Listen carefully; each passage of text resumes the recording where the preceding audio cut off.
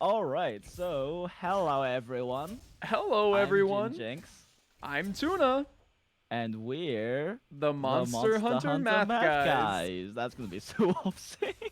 Yeah. Anyway, either way, we're just the Iceborne demo for the beta has been out for over a whole day now, and we've gone to mess around with a whole bunch of different stuff, and it's very exciting and all very cool, interesting changes. I can't wait for Iceborne now because the changes that we've had to like dual blades, longsword, and switch axe gets me so hype. Right. Yeah, and I just want to mess around with some of these sets. I want to see what we're looking at. Yeah, true. Like right now, the armor they have in the demo is like obviously demo armor, so everything has no slots and one kind of useless skill attached to it, so you can just wear whatever the hell you want. Right. And unfortunately, they didn't even give us stuff like focus or, you know, like anything that would be considered useful for testing new Yeah, frames or. seeing how they interact with the new moves and whatnot. Right. Yeah. But we'll just have to wait, I guess. Or maybe next weekend they'll add some stuff. Who knows? Is that Doubt kind of it, how but they who do it? knows? Like I said, I was never a part of the original beta. Did they have different weapons and armors the second week? I have no idea. I wasn't part of the beta either. Okay. I found out about this game after it came out because YouTube gave me a relevant ad for once, and I was like, "Oh shit, Monster Hunter!" Monster Hunter. I mean, I hadn't played it since like middle school when I played Try because I couldn't. I tried playing the 3DS. Like I tried playing GU on the 3DS because my friend had one. And I was like, I can't. These controls, I can't. Yeah. No. I mean, unless you actually used claw, it'd probably be pretty difficult to. Yeah, and like I don't claw. Claw is weird. I claw. Yeah, I've been noticing I have a few issues with finding some of the bigger monsters because I don't claw, so it's like, oh great, I have to take my thumb off of my ability to dodge or do anything in order to be able to move my camera. Yay. I think you can press like L1 or something, and it. You can, but like the refocus and the lock aim is so wonky in Monster Hunter, I hate using it. Mm, Like if you've ever tried using lock camera in Dark Souls, Monster Hunter is like that, except for in Dark Souls when you're like crotch hugging something, so it's like constantly rotating at really awkward angles and you're clipping into things. That's what it's like all the time in Monster Hunter, oh, I see. regardless of how far you are. Yeah, it's just not very clean, but so I don't use lock camera at all. All right, so let's talk about the Iceborne changes and things that we're excited about. First on the docket list, we want to talk about the Clutch Claw. Clutch claw. You mean the most Clutch useless Claw. feat? No, I'm kidding. It's not that bad. It's not that bad. I've actually been surprised how much I like it, honestly. I went in thinking that you could spam it. You can't spam it, which is a better thing than not. Well, you can't. Switch X, well, we'll get into it. But Switch X has a weird spam it might potentially use with Clutch Claw. Oh no. Oh no. Oh no. But yeah, Clutch Claw, I'm surprised how much I like it. I do think that the ability to like rotate the monster and then use your burst or your slinger ammo to knock them into a wall to get an easy trip is a really nice mechanic. I basically never use it because I'm just like, but I can just hit thing to trip it. But like I can see how it's a very useful mechanic. I mean, you saw me a couple times. I was doing it. It's Yeah, not. in group hunts it's very useful because of how much higher the flinch thresholds are. So like it's very hard oftentimes for a whole team to kind of reliably focus, a body part Mhm. because of just the nature of how the monster's going to be attacking and moving and rotating because there's four of you on one leg. So it's definitely really nice for that. And I can imagine since you play Sword and Shield, it's probably a lot nicer too, just because you have much smoother access to clutch clawing. Yeah, I have really good positioning. I guess I have better positioning than you do as a switch axe. It's not just that, because I don't know how much you messed around with the other heavier weapons, but like it seems like the time it takes you when you press L2 to like get into position to and ready your clutch claw, so when you press circle in order to be able to clutch claw them, it seems like the amount of time that takes is relative to the sheath time. Oh, So like when I was using like greatsword, it was actually fairly quick. When I was using dual blades, it was very quick. When I was using switch axe or lance, it was really slow to get in position for that. Like it took almost a full second for me to be able to clutch claw after pressing L2. Yeah, I pretty much only messed around with hammer, sword and shield, and light bowgun the entire weekend. Yeah. Or the entire first day, I guess. Let me. Yeah, and I messed around with long swords, switch axe, dual blades, charge blade, and a little bit of lance. Like tiny bit. But yeah, with the clutch claw, the really cool new feature obviously is the softening mechanic. So every weapon can soften, but heavy weapons, the ones categorized as heavies, soften significantly more. I still haven't done enough testing to figure out exactly what the value changes are on it, but the two things I do know for certain is that A, it's roughly like a 20-30% damage increase, so probably like maybe a 20% increase in hit zone value, who knows? Mm-hmm. But at least from the things I could test it on, when you soften a non-weak point, it always becomes a weak point, or at least always gives orange numbers. So I presume weak point. There's no weakness exploit to confirm, but Yeah, unfortunately. yeah. So like for example, you can within the Great Jagger's quest, you can fight Master Drake Anjanath, and like Anjanath's legs before they break on a weak point. But when I was using dual blades on him, I just crutch crawled him and did my little triangle attack, and it softened his legs, even though it's a light weapon, so it has less softening, but it softened his legs enough to give me yellow numbers and a significant damage increase. Nice. Yeah, so it's really nice. I actually really like that because it opens up a lot more. Obviously, like for a lot of monsters, you want to like soften the head to just increase damage output, but it gives you a lot of options on, especially brute wyverns, the option to soften up their legs so that you can get trips in, because a lot of brute wyverns like Anjanath or Devil Joe are very difficult to get trips off of initially, or for Devil Joe once he enrages, because they're not weak points. And like this will probably make Luna not the most cancerous. Yeah, I was gonna monster in say the the game. most exciting thing is Luna. What are you talking about? Yeah, Luna's not gonna be the worst thing in the game to fight if you don't use blunt or ranged weapons now. Yeah, so that's the really cool things about Crutch Crawl. Also, the light weapons do drop slinger ammo, and we're like 99% sure there's a limit to how much slinger ammo it will drop you, because Or at we least tried. per minute, because I think we were getting more after a while. I pretty much never stopped trying to get slinger ammo in that run. So what happened was we did a 4-man meme run where we just tried to kill the monster exclusively with slinger ammo and clutch claw attacks. And like I never stopped doing it, and I could not get more slinger ammo after a certain point. Like you said, it might be a per minute thing because that hunt didn't actually even last that long, but Yeah, I think it was 4 or 5 minutes total. yeah, so like there is some limiting mechanic to that though. Like if you keep repeatedly clutch clawing with a light weapon, it will stop dropping at a certain points, and we don't know if there is a certain mechanic that lets a cooldown reset or something. That being said, I still got like 10 rounds of slinger thorns off in the face, so that was fine. And one nice thing about the slinger ammo thing too is that when you make a monster drop slinger ammo with a light weapon, all of your teammates get a drop from that. Like all of them see an active drop hit the ground, so all of you can pick up slinger ammo, which is really nice, especially when a monster gives you slinger thorns, because they change slinger thorns and they're way funnier now. Damn, I wanted to talk about that. So yeah, we can talk about that real quick. The slinger thorns, instead of being like one damage instance, I think it even does a little bit more damage, but now it's a bunch of separate damage instances. So it's kind of like a thorny path. Like if thematically it looks really, it makes more sense, I guess. Yeah, it's kind of, isn't it kind like, so is it like every time you hit it, it explodes several times, or is it just that it explodes every time it gets hit? Like, is it like a slicing ammo, or is it like a light bowgun mine? Well, 'Cause I I just didn't hit get to it see a how couple it works. times Yeah. in the training pool, and it hit 3 times when I hit it. Okay, So let me try it with like an elemental light bowgun or something.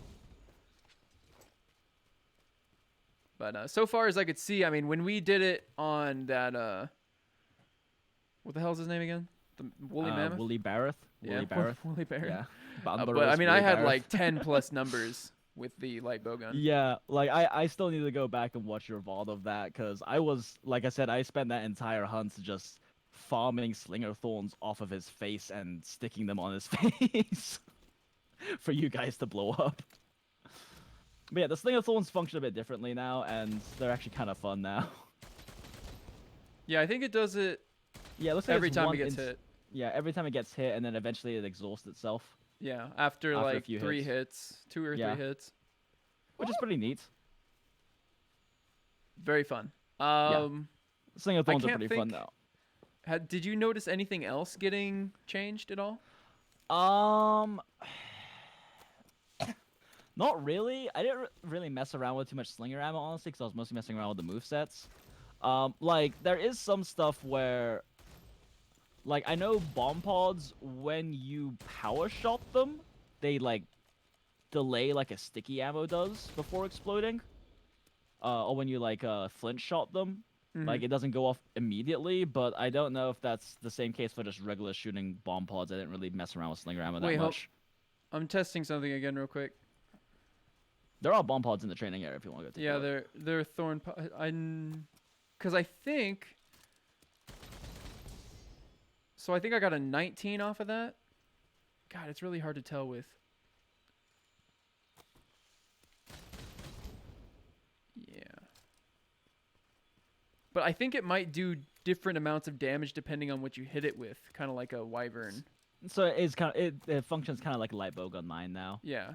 where like I'm guessing you probably have like try a different ammo type if you can. See how it deals with like a normal 2 or whatever you have in there because that has a It's a higher. problem because it's like going into the thing. Oh, I see. There we go. I think I see one. 17. Yeah, use a normal 2 because it has higher damage per shot, and see if it like increases the damage.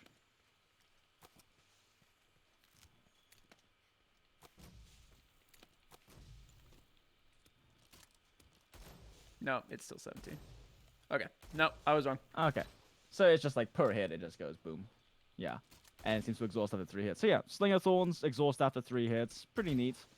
It's a nice change, and also since you know they're dealing that KO damage, I imagine that the total potential KO damage per Slinger Thorn probably goes up. Mm-hmm. Which is neat. But yeah, otherwise with Slinger ammo, I didn't really notice much, honestly. The only I thing think to notice is like, so knives, and I don't think you can do it with dung pods or flash pods, but I don't think those will do anything when you shove them in. I think you just use one at a time, and it just doesn't move. Interesting. Yeah, I haven't messed around with that much. With the dung pods and whatnots. Cause yeah, like, and especially cause when you do your clutch claw grapple flint shot, where you blow all of your ammo at once, I don't really like that unless I'm memeing, because if I'm even bothering to pick up slinger ammo, it's because there's a new slinger move in the moveset for that weapon that like I want to have the ammo for. So I don't really like burning all of it on the flint shot as part of it too. Whereas, like, it depends on the weapon, because on Sword and Shield, that stuff's basically useless except Yeah, for doing that exactly. move. That's totally On fair. dual blades, you'd use that for your evade, even though we've kind of talked about. It's Well, we'll talk about that situational. later. Yeah. But like on Greatsword, like the slinger on Greatsword has made your TCS so much more accessible and lets you re-angle it in 360 degrees. So it's like you always want to pick up stones as soon as you load into a hunt and just keep all 20 on you and use them for I'm that. pretty sure 'Cause it lets most you maps TCS spawn faster. next to a stone pile. Pretty much always, yeah. Or red pits, either works. Because yeah, red pits and stones do still work for the flint shot and the various different slinger mechanics in weapons. It's just knives seem to specifically not, and you said flash pods and Dung what's it? pods. Dung pods might not as well. I think haven't it's messed anything around with that you can bring or like craft. Yeah, maybe. Which I mean would probably make sense because you know if you could do it with something that you could craft, you could theoretically just have piles of it and just never just need spam to. it. Yeah. Especially with dung pods. So yeah, we'll see though. But yeah, otherwise like your like various different slinger power shots that different weapons can use, different combos and whatnot. Shotguns your ammo, which is kind of neat, I guess. I mean, I guess it does more damage, but it's still slinger damage. Mm-hmm. Really, like the big thing about the whole like slinger mechanics they added is more the utility. I feel like, because like with the clutch claw, softening monster hit zones is such a big deal. Yeah. Like it's such a huge deal. Like I being mean, able to it's have gonna change the way. Like, it's gonna change how Diablos and yeah, Anja and like Lunastra. now on Diablos, you're probably going to actually actively focus his legs instead of his belly most of the time because you can soften it and then just keep him tripped forever. Right. So yeah, So like it's gonna be interesting. It's gonna be really interesting to see how the softening mechanic changes things. One thing I will say though is that the heavy weapons do give you much better, damage, much better like damage increase on the softened parts. But holy shit, do heavy weapons take forever to finish the animation.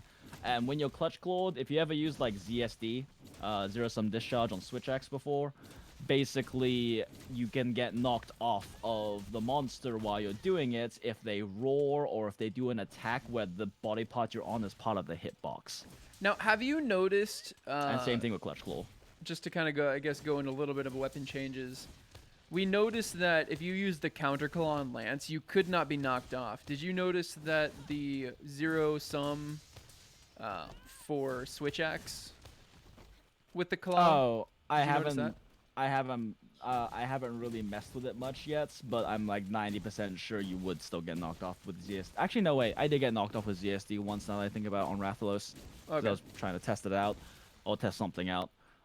Yeah, like it's ZSD still functions the same way. The only the only like real thing with ZSD that functions differently that makes it possibly actually worth using, especially with Clutch Claw, is that, and I don't know if this is intentional, but if you Clutch Claw when you're amped in sword mode on Switch X and use ZSD, you don't use any sword gauge until the explosion, which is kind of dumb. So, like, you could theoretically run Rocksteady and just spam Clutch Claw ZSD, Clutch Claw ZSD, and just do the short explosion where you don't, like, have an extra 2 seconds of recovery frame per rotation. Mm-hmm. And just, like, spam that, and, like, theoretically that would be a pretty fast way to kill things, because ZSD was always, like, pretty decent numbers-wise. It's just the recovery time plus the gauge usage made it not worth using compared to just normal sword combos. Also, ZSD got buffed. I'm working on a video covering the Switch X changes, including all the numbers changes to the motion values and stuff, but ZSD got a pretty big buff in terms of damage on top of that. So Switch Axe is an enigma to me. I don't even. it's a weird, fun weapon. I like it. It was so bad in regular that like there was like no reason to use it over. It's not so bad. And no, like not even top. It's C tier damage with F tier mobility. It's like B, maybe low A tier damage. The problem is that the mobility and defense and defensive options is literally it literally has the worst defensive options out of every weapon in the game. Like, because you're forced to hop and don't have a shield, like, Lance. So what's this forward move you were talking about? So wait, which one? If you do Fade Slash, you press forward R2 to do your gap closer. Forward R2. Like when you're doing your Fade Slash just now, wait, in your axe mode rather. So you go to your axe mode. And then do like an attack, back circle, and then forward R2. That's your gap closer. The thing is, like, all of Switch X's changes don't really give you iframes. They give you reposition tools that give you also step-in options for punishing. So, like, you can step away from a monster attack and then close back in quickly to punish. Yeah, there's nothing wrong with like repositioning attacks without any iframes. Yeah, exactly. It's just you have to kind of it's just against certain monsters, the range is gonna be too much for you to step out. Then when you're also grab some slinger ammo, and when you're in your wild swings, press L2. This one's more of like a straight up disengage tool because it doesn't have really good re-engage options. But yeah, just press L2 when you're in your swing. Well, I guess you can kind of do like a morph sweep out of that and then get back into range. But it'll take you back in range, but you'll miss the wolf sweep. The only real like good option you have is forward triangle, but I call that move the shit stab because it's literally the worst move in Switch Axe's kit. If you press forward triangle after the slinger burst. But yeah. The other one is if you do a fade morph, which is where you press back and R2, and then you can go straight into wild swings into a fade morph. Or into a wild morph combo. That's the one that when we were fighting last night, or we were hunting last night in the group, I was doing a lot of that to get trips because it's a very good. It's your highest like stagger per second combo if you have a powered up axe mode. But And enough about Switch Axe. Let's Enough talk about Switch Sword Axe, and 'cause Shield. I'm working on a video about that anyway. So Let's talk about Sword and Shield. The true weapon. The new combo is pointless. Perfecto combo. The new combo is pointless in the beta. It's true. But it's really good. So we did a little bit of number testing. If you wrote all those down, I counted them up, and we did a little bit of number crunching. But you want to talk about that real quick? You said it was like a motion value of motion value of second. Motion value per second on falling bash is 37. 39 39 motion value a second. So falling bash, your box standard like raw SNS combo is 39 motion value a second, and then it only procs 0.5 elemental hits of damage per second. So it's like obviously it's the raw combo. You don't use it much on elemental. The new perfect combo, when you cancel the last 2 hits, so you can loop it effectively with rolls into backsteps. Well, let me touch on that real quick. So the combo is perfect rush, and then you do the first 2 hits, and then you cancel the third one by rolling, because that hit, when it attacks a monster, you will latch on like a clutch claw, and then you will do 2 hits and then fly back. This move puts you so far away that even doing an advancing slash from standstill will not get you back into the range of the monster. You will need to run forward and then do an advancing slash. So we cancel that move, do a roll into a back hop, into a perfect rush, and combo that. And essentially how you would do it after that is when the monster's getting up and ready to reposition, go in for that third hit of the perfect rush, similar to how you would treat the Insect Glaive's infinite combo. When the monster's getting up and you can't do your infinite combo anymore, you hit him with the tornado slash because it's the highest attack out of that combo, but it ends your combo. Basically. So basically when you're actually trying to loop it for max like DPS during a downtime or during downs or whatnot, you cancel the last hits with a roll, so you can just keep looping it, because otherwise you end up like fucking in Narnia. Yeah, literally in Narnia. Literally in Narnia, like heavy bowgun roll with evade extender 3 Narnia levels. Yeah. Yeah, so when you look at looking at the numbers in the beta, I haven't compared them to current Monster Hunter World numbers for Falling Bash, so I don't know if they did nerf it or not, or if they buffed it, I'm not sure. But at least in the beta, it's 39 motion value per second for Falling Bash, meaning that it is still the best raw combo. The perfect combo loop we just talked about, including the roll that you need to do, is a 33. It's 30. It's 30 motion value per 30. second. Yeah, but the elemental application hits per second is only 0.5 for Falling Bash, because only 2 of your hits apply element and then or status, and then for the perfect loop it's 0.87. So it's going to be significantly better for elemental and status, and I haven't compared it directly to like the typical sword and shield elemental sword and shield combos, but I am very certain it's going to be better for those as well, as like Monster falls over when you're slicey dicing with elemental SNS, and so you go into perfect loops. Like, I still haven't actually frame counted what the perfect loop or the perfect combo looks like if you do the whole like stab into the monster and fly to Narnia thing. Just the issue like, is like I said, if you could hit them from your advancing slash without moving, that might be one thing. But we're assuming the monster's already gonna. I couldn't hit them from advancing slash with a monster stuck in a trap. Assuming that they're still moving, like then that's even more travel time. Yeah, exactly. Like presumably you could theoretically like on like a 10-second down do a falling bash that's 4 seconds. The perfect combo is probably around like 6 or something. Yeah, it's about 6 seconds, and then do a falling combo to 4. finish. Do a falling combo to finish on a down monster with raw, and you might end up dealing more damage, except for it positions you so far away. You're losing uptime, so you have to judge whether that's worth it or not. But that is potentially a higher like DPS finishing combo or something. Maybe. I'd have to frame counts. The full combo, including getting the fuck away from them. I see you doing Jagras. That yeah, God, you're in fucking Narnia. The only other thing to consider, though, is this. If you mess up the timing on the perfect rush, now you're doing like 15 motion value a second. It's true. It literally does half the damage if you screw up the inputs. Yeah. So, like, I'm just so sad that they made it launch you to fucking Narnia afterwards.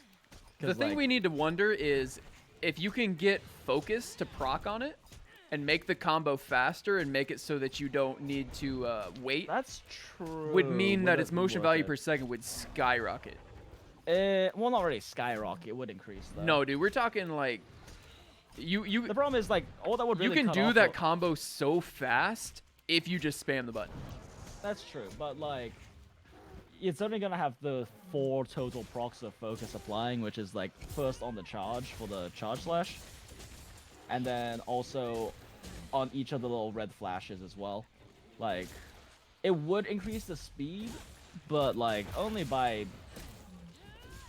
maybe a few tenths of frames. No, but what I'm saying is if Focus had a unique interaction with this where it basically made it so you could just spam it instead of having to wait for the charges. Because you once you go red, you don't need to wait for it to charge. It's not like Great Sword where there's levels of charge. Yeah, sure. Yeah. We'll see. We'll see how it works. If it does reduce the time it takes for you to be able to input, that would be pretty great. Yeah, I'll send you a video of that later where I just kind of spam it and we apply the same damage numbers and see what it would look like. Otherwise, with SNS, are there really any other changes? I guess you can power shot whenever. You care about power shotting. I can't really think of anything that wowed me enough to mention. Yeah. Yeah, I mean, if you really like slinger stuff, you can power shot anytime, which means you can shotgun spray your slinger ammo anytime. That's neat, I guess. Yeah. And as far as I can tell, SNS is still the only one that can use items while weapons out, right? Right. Yeah, like the change they did for like weapons out that everyone was crying about, and you were crying, and Joecat, and everyone was crying about. Well, because there was an implication that. Yeah. But like, everyone was afraid that they were gonna make it so everyone could use items. Oh right. No, we get Shoryuken. Shoryuken? Yeah. So we don't actually need to clutch claw anymore. Sword and Shield doesn't need a clutch claw. So you get a melee clutch combo. Yeah. Like without, you have to do an attack first. Like, is it a combo move or? Yeah, it is an attack first. Okay, so yeah, so you have a clutch combo. Let me rephrase. It's after a roll. Oh, with your weapon out. Interesting. And it lets you get into the air. Yeah. So it gives you a very quick clutch combo. Because like a lot of the weapons have clutch combos where basically you can go from like you can do a certain combo and then use a clutch claw melee attack afterwards that you melee with your clutch claw, hit them for some damage, and then start riding them. On Switch X, the clutch combo is actually really nice because the motion value is fucking insane. Like, it's insanely high. It's almost as high as like your wild morph damage for the clutch combo, so it's arguably worth it. But yeah, that's pretty neat though. I wouldn't say the motion value is too terribly good, but yeah, the one on Dual Blade is pretty low. So I also think it might. No, it doesn't do mounting damage. Okay. But yeah, it's pretty neat. I think that's it for SNS though. Yeah, that's really all it is. Really fun though. I mean, you don't need Sword and Shield never needed significant changes. Yeah. But now it has a move for damaging flying monsters really well. Oh man, doesn't need significant changes? Sounds like another weapon you use. Hammer.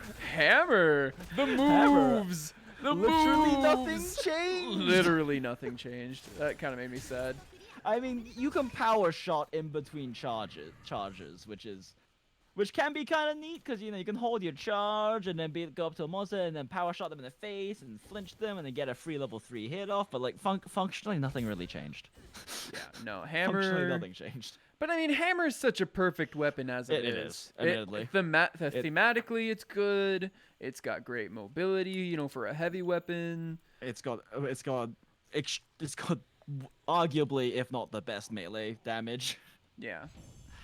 Yeah, well, functional melee damage. In terms of like DPSing a down monster, it's not the highest, but like in terms of like being able to deal high amounts of damage in any size opening on a monster, it's probably the best melee weapon. Yeah.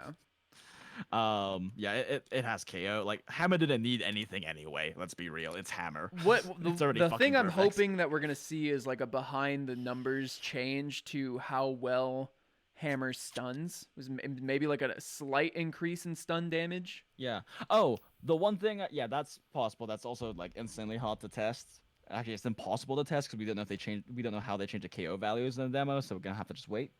Wait. We need to back up entirely. No. Character creation. They included a new haircut for males. I assume there'll be a new haircut for females. It's a sick fade. It's a sick fade, bruh. Sick fade. My character's gonna Hey, have man. a sick fade. Hey man, Jenny makes the sickest fades. And I think they added a new beard. If you're into that, it's like I think this is a new beard in here. This is They what I like it? used to look like. Lol. This but hairstyle yeah. with this beard. That was I me. think the one hammer change I did notice that actually is kind of significant is I'm pretty sure when you're in power charge and you big bang, you have super armor. You have flinch free now. You think? 'Cause- I noticed that.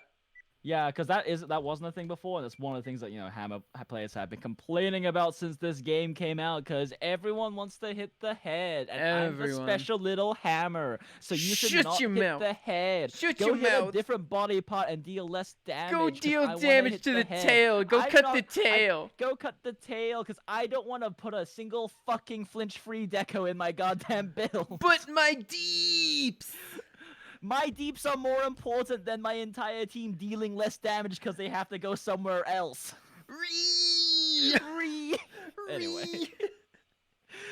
Anyway. That is a pretty big deal because I was noticing last night when we were playing, Foray was power charged, and I think it was Foray at least. It was either Foray or MC were power charged and were big banging the leg that I was wild morphing fade looping the shit out of, and normally that's like fucking like 1.5 big ass wide axe swings a second, and they wouldn't even like they gave a fuck. They kept big banging. You can finally play hammer and longsword in the same match. Well, it's still a little weird because like when we were doing 4-man hammer last night, you still don't have flinch free when you're in neutral. So that means like if you lose flinch free at some point, or you try to reposition and get hit out of it and lose your power charge, if you power charge, you then have to commit to a double R2 into a big bang to land the big bang. You can't like do a power charge roll into big bang because once you lose your iframes in the roll, you'll get flinched out before you can big bang. So And then you'll lose your. yeah, so like it's better, but you still probably want to run a flinch free deck realistically. Bleh, my deeps. That's not max deeps, Jinx. Utility isn't max deeps. Lol. But yeah, hammer, But the other KO weapon, hunting horn. Yes. Oh boy. Oh boy. Oh boy, hunting horn. You want to talk about this? Because you actually have played it more than like twice. Yeah. So hunting horn has a new move. And it's apt because I'm actually doing it right now. So hunting horn has a new move called the Echo Wave, I believe is what it's called. I could be wrong. I'll find out in about half a second.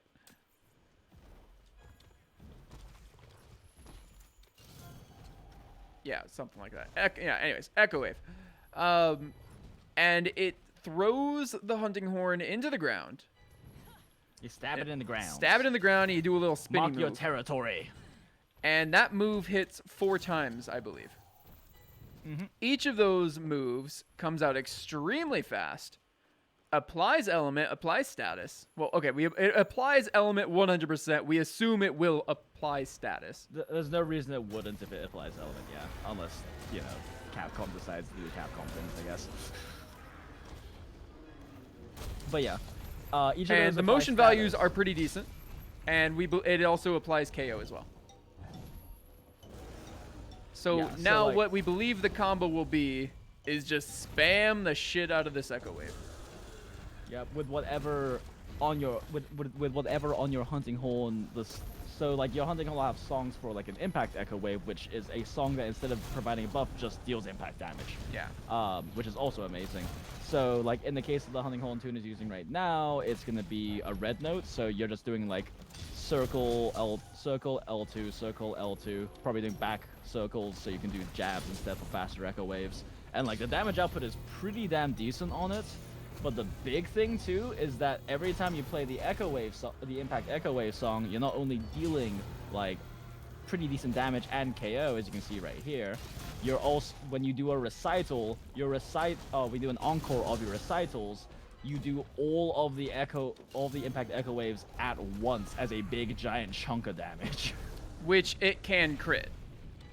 And we're talking like on Bonbaros, we were getting like, let me see if I can get a good nice one.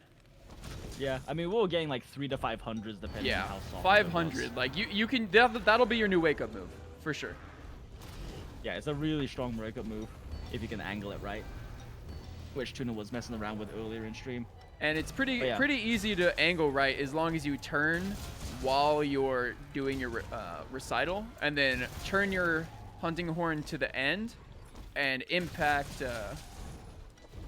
Do your encore with the hunting horn in their face. Yeah, nice wake up moves. So it's definitely nice, especially because like the echo wave move has very little animation equipment, especially for hunting horn. So like you can fit it into like a lot of your jabs and whatnots, and even like your flourishes and stuff, and just fit that in pretty easily. And it definitely seems to be making it look like elemental hunting horn's kind of gonna be the way to go.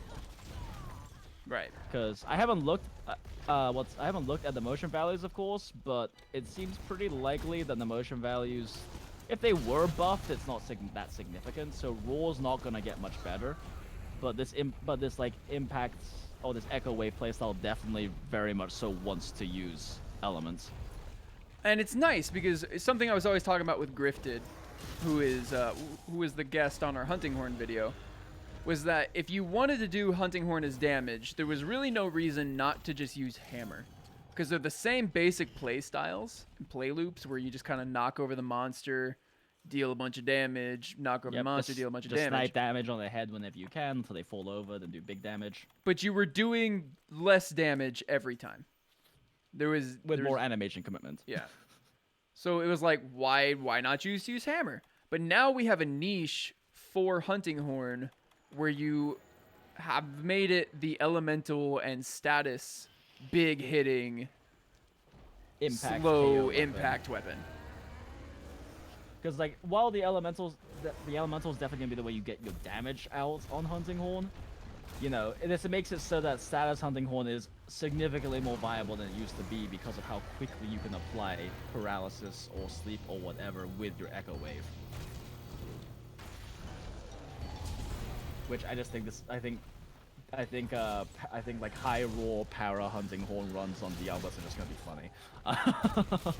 So I have to assume your opening combo will be super pound into your L2, and then in this particular case for the beta's hunting horn, then it would be pull back circle L2, pull back circle L2, pull back circle L2, repeat until you have 3, and then go for a Although recital. if you're going for a crit Ellie heavy build, I wonder if you even want to bother using super pound because of commitment. You might just want to do like a regular neutral triangle or circle just because it's faster, so you can get the echo waves faster. True. Yeah, it'll depend on the numbers on the builds at the end of the day. Yeah. Because super pound might still be worth it just if the raw is going to be high enough on what ends up being the meta builds. But yeah, hunting horn looks super cool, and they have new spells and they have new songs and stuff, and like there's bubbles, but no one gives a fuck about the bubbles. We care about the deeps, and the deeps got so much better. You just kill him with a yes, pod. I did. I wasn't gonna say anything because that wouldn't make any sense in the recording, but I just Well, killed. I was thinking of using your stream VOD as part of the Oh, okay. part of the Yeah, I just video anyway. killed him with a thorn pod. Yeah. But yeah, like keep in mind Calculated. we're not hunting on speedrunners, so like obviously it's gotten better. How big the better is, like is I don't know. It's probably not the slowest weapon for speedrunning anymore, maybe. We'll Yeah. see. Maybe. But because like I remember, I think Olga was saying like it isn't like insane. Like it's not like, oh my god, hunting It Hon feels is up a to god weapon now. standard. That's like the Yeah. best part. It feels up to par. Yeah. I mean, TDS already has like a sub 2 4-man bomb bro with only hunting horns. Oh, I mean, But, we did that yesterday, and God, we got like a 3, like Yeah, I got like a 3-minute something, and we 2:30 fucked or up 3. constantly. Yeah. And that was also I think my first time actually using the. And new we were hunting teaching 2 different people how to use it.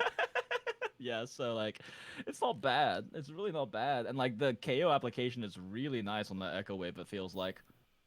Yeah, for sure. So yeah, hunting horn's pretty sweet. I'm excited about it. You want to talk about light bowgun because you know the light bowgun stuff more on this. I haven't really messed with it. The thing about light bowgun, the mods that they gave us in Iceborne, we either have the Wyvern Blast mod or the Evading Reload. Those are the 2 that they've showed us. I'm not saying that's all we're going to have, but that's what we were shown in this particular demo. Not gonna lie, the Wyvern Blast mod looks pretty legit. Oh no, Wyvern Blast mod Yeah, it's pretty is legit. fucking sick. I'm a little. I'm not sure what the deal is because I did 3 Wyvern Blast counters on Tigrex. Yeah. And he didn't flinch, so I don't know what that was about. His flinch thresholds are insanely high, and so Okay. even in solo, like, my god, it took me so long to get trips with Switch Axe. Okay, so maybe that's arms. something to do with it. I was wondering if there was somehow like a mechanic that they changed, or I don't know. But another thing too is like it's not even that his flinch thresholds are that high; it's our damage is low. That's true. And it's Tigrex, so it's like hard to land consistent hits on him. Right. Like his arm flinch is probably only like 450, 500 maybe, but like that's a lot when you're dealing as little damage as we're dealing in this fucking demo. So we have 4 mod slots, which, you know, if you're already on a good weapon, like for instance Rapid Fire Normal 2, aside from just putting in more damage, there's really not much you can do for the KD support. Like just putting in, say if we had the possibility, we wouldn't be putting in anything but more damage. So we could put in that Wyvern Blast mod. Now I don't know what multiple ones of them do. I'm interested in knowing what that is, or if it's just a one and done. But so like with the Wyvern Blast counter, does the damage increase when they attack if they attack before it detonates or something? No, so it does, it shoots it. So it'll shoot it. Oh wait, am I using the wrong one? I think I'm using the wrong one. If you're using the cross splits, the non-fancy looking one, that's the evade reload one. Let's see. Yep, I'm using the evade ruler. So okay, well while I'm here talking about evade, let's talk about this then. So for instance, we've got slicing ammo, and this is the one that it seems like it's quote unquote for. Slicing ammo, it's got 2 shots, and it has normal 2 reload, or normal 2 recoil, but a very slow reload, which means I'm on the ground waiting for the monster to come hit me. So the intended use is to just slide. Well, slide when you have shot, but so you have to do your shot first and then you'll slide, but And like the thing with that is that like they have in this demo you have dumped 2 mods into evade reload, which is a lot of mod commitments, and all you get back is 2 ammo per reload or per slide. right. And the slide takes up like 40% of your stamina. Oh, that's why I was screwing up. I'm losing so much stamina and I have the ice blight. I was running out of stamina. Yeah, you have ice. So Yeah, and it's a lot of stamina, which means to use it, you're not getting any max might. And max might is so good on light bowgun, especially elemental. It's like, is it worth it? Because that slow reload is the same amount of time as 2 dashes. While it is theoretically a little bit safer because you're not, you know, dying. Is it worth it? Because it's the same amount of time and you're not using damage mods. You're not using recoil mods. Like, the only time I can see it being worth is if it's on a ammo type that you... If it's on an ammo type that you... Maybe you already get, like, normal 2 and you already get fast reload, or... You already get, like, recoil 1, but then you still have a slow reload? Like, the thing is, it's only really gonna be good on something, on an ammo type that either isn't affected by damage mods, or isn't gonna get any much of gains from adding recoil. Right. So, like, if, like, theoretically you had an ammo that to go from, you know, recoil, like, let's say you had, like, a spread 3 gun or something that theoretically in the future, you know, something has +3 or has +2 recoil, and you need, like, 3 recoil mods to hit +1 for some godforsaken reason. And you could fit on, like, let's say 2 close range mods, because that the third one's not really that worth it. Right. And then you could throw on 2 evading reload mods and theoretically reload 2 ammo every time you evade instead of using your slow or very slow reload it has. But again, we're still talking about that you can't chain it because of the stamina usage. Unless we're talking about using Constitution on light bowgun sets. Just drink dash juice. Just drink dash juice. But like Con 1 dash juice black belt. Oh man, we finally look at that. We finally have food skills for specifically bowgun. You just eat for feline black belt and dash juice. Well, but here's another thing we didn't talk about, where Constitution got a nerf. Oh, did it? Yeah. I actually didn't notice that. Yeah, Constitution, I think it's only 30% instead of 50%, Con 5. Yeah. Is it? Yeah. I think that's what somebody was telling me, was that Con 5 got a nerf. Let me take a look. Double check to make sure that's accurate. This is how they kill Bo. This is how you kill Bo. Yeah, let me double check that real quick. Because I actually didn't look at the new skill levels. Nope, still 50%. Oh, okay. Still Con 3, Con 5. It's just in the demo, the most you can get is Con 3. And and you can only get Con 3 if you equip the glider mantle. Yeah. Because by the way, guys, mantles have deco slots now. So let me look. So I've swapped back to the regular thing. So you can shoot it. Yeah. And if he attacks through it, it does an exceptional amount of damage. But if he's not attacking through it, it just blows up for, like, I think even less than normal. Yeah. So it's a risk and a reward. If you're not waiting for the monster to charge at you, then you're dealing no damage. And you're going to have less procs on it, and overall it's just a worse experience. Admittedly, though, being that this is like a, you know, it's supposed to be a quote-unquote counter move, so theoretically you're just going to be shooting the monster, and then when they're about to hit you, you pop it, and it launches you back, and you dodge the attack while hitting them in the face really hard. Now, that's not necessarily true, because like I said, for Tigrex, I couldn't, you know, usually if you have a bunch of those lined up, if a monster charges at you, it could be Diablos, it could be whatever, you're going to flinch them because of the amount of damage that those 3 do when a monster hits them. Tigrex just charged straight through me. And just didn't give a crap. And, like, I took lots of damage because obviously he's melee and I'm light bowgun. Yeah, and because you're stuck in place when you use it.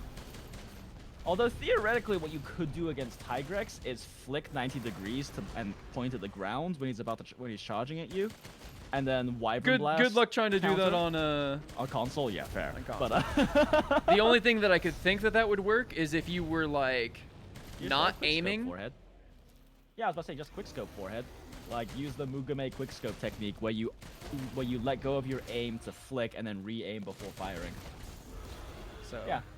So you could do that theoretically and like try to aim it at, because the thing is if you unaim, flick 90 degrees, aim, and then Wyvern Blast, and aim at the ground and Wyvern Blast, you could place the mine where you were and lock yourself to the side so it'll charge into it. Now, but you know, in the But case neither- of that- Tigrex, he's got such a wide hitbox. Yeah, that's actually a fair point. I don't know if you'd actually get out of the way. And Well, yeah, then so I let's- think you actually have to hit them with it too. Is another thing. Like I don't think Oh, you they can can't just just shoot run it into on it? the ground and wait for them. Oh, really? Oh well, no, never mind. That worked. Okay, So, yeah. It's possible, but you'd I don't know. Yeah, That's some bigger it's- brain shit than I think. That's some Cybele level 900 IQ. That's some big brain Omega strats. big brain. Yeah. Theoretically, you could do it though. I mean, hell, if Mugame can fucking rapid shot 180 power shot on console, no problem. Then like, I'm sure light bowgun speedrunners will figure out how to do some big range strats with those mines. Because like, Wyvern Blast mines were always a big part of light bowgun's kit. Like, Yeah. they were And the thing people who that don't use helped it them be are competitive. significantly hampering themselves. So Yeah, I mean, not using your Wyvern Blast is like playing SNS and not falling bash. Oh, raw SNS and not falling bashing. right. You still kill the monster, but you're significantly hamstringing yourself because they're just free damage. So yeah, So that's like a really right cool... there, I blew up his rock. I kept him in place. He's stunned now. Well, not stunned, but you know, exhausted. Yeah, he a tired boy. And you're out of flaming ammo. Yeah, not flaming ammo. Are you shooting thunder? So Oh. But yeah, Spread two! Go, spread two, spread two. spread two, but I can't move after I'm done. Because +3 recoil, lol. Yeah, so... I'm pretty sure it's light bowgun. +4 actually on this. Heavy bowgun. Heavy bowgun. I haven't messed with the sniping one, but I did mess with the Wyvern pretty Heart neat. one. Yeah, so... I've been looking at the hunter's notes, and I can't actually see what the like. So both the heavy bow guns in the demo, one has a snipe mod, one has a Wyvern Heart mod, and I cannot for the life of me find information on what the hell the Wyvern Heart mod actually does. I assume it just makes your darker harder, maybe, but like I cannot for the life of me find what it does. Well, yeah, because there's nothing to test it with, unfortunately. Like I Well, can't it's 'cause test. we're also not able to like select the mods and see their effects, you know? Like there's no smithy or anything, and like you can't look on the equipment and do so, I think. I don't know, I'm trying to figure out how to do it, but either way, it has a Wyvern Heart mod, and the darkest hurts a lot. Oh yeah, no, like I was doing 50 to 60 damage on like a broken spot. 50 times. That's a lot of damage. Yeah, Wyvern Heart, for those who don't know, because actually I don't know if I ever mentioned this in the heavy Wyvern videos, Heart but, is just heavy from TF2. yeah, it's five shots per second, 10 seconds worth of fire at max This charge. weapon cost $200,000 to fire for 12 seconds. Who touched my gun? Who touched Sasha? I'm sorry, I yeah. can't do heavy. It's okay. Have Honey teach you how to do a Russian accent. Honey, can you teach me how to be a Russian? Remember, no Russian. Nostrovia. Dos But yeah. Vidania, bitches. What else? What's it? What is it? Plot? I don't even know. Yeah, I can't find any information about this Wyvern Heart mod, but it does make your Wyvern Heart. It does add a little cool plus sign next to your Yeah, Wyvern it Heart. gives you a plus vanity sign. It's super Yeah, cool. who knows what the fuck it does, but it does a thing. But so for those of you who don't know, because we don't know what's different about it. Wait a second. I mean, I don't think maybe it ramps up the damage faster. Yeah, maybe it ramps fast. It doesn't even feel like it ramps faster though. Feels like its normal rate, but I could be wrong. But whatever the hell it does, it makes your darker harder. And for those of you who don't know, with Wyvern Heart, how it works is every single continuous shot on the same hit zone of a monster ramps up in damage, and then it has this small like window where if you miss or hit a different hit zone, like say you hit the leg or the neck instead of the head, it'll start rapidly lowering your damage per shot. But then and then you have to ramp it back up again. So like Wyvern Hunt's Right. the kind of thing you mostly just use against a monster that's fallen down or something because it's otherwise pretty difficult to make sure every shot doesn't miss. Or you use it on something like Diablos, where you're just aiming at the giant wings. Yeah, all on the wing. Yeah, if it has a big hit zone for you to hit, that's a good shot hit zone. But yeah, like that's how that works, and it's pretty neat. It's pretty neat. The Dakas hit hard. We were memeing Tigrex with it with 4 heavy bowguns. It worked pretty well. Yeah, four heavy bowguns throw down like a trap and just. Oh, no. You forget. First off, I run in bravely alone, jump on his face, and then shoot him in the face repeatedly to soften it. Then we trapped him. So all of us were shooting a softened head with Wyvern arms. But then like apparently what the sniper mod apparently does is increases the effective range. It's like a super super ballistics. Yeah, it turns it into like an actual snipe. It also did something else weird, which I'm testing it right now in the I'm testing it right now. So okay, so here's the thing about it. It turns it into an actual sniper shot. It not only makes the range insanely high, it no longer pierces. Instead, it hits. Oh, no, but you can use it on everything. What's up? You can use it on I'm normal. Talking You can specifically use it about on... the Wyvern Snipe, the Wyvern Snipe Plus mod. Okay. It turns your Wyvern Snipe from a like piercing multiple explosions things to it hits a single thing and does a shitload of damage. Yeah. Like when I hit the training barrel, the training thing over here, it did 596, which is a lot in the beta.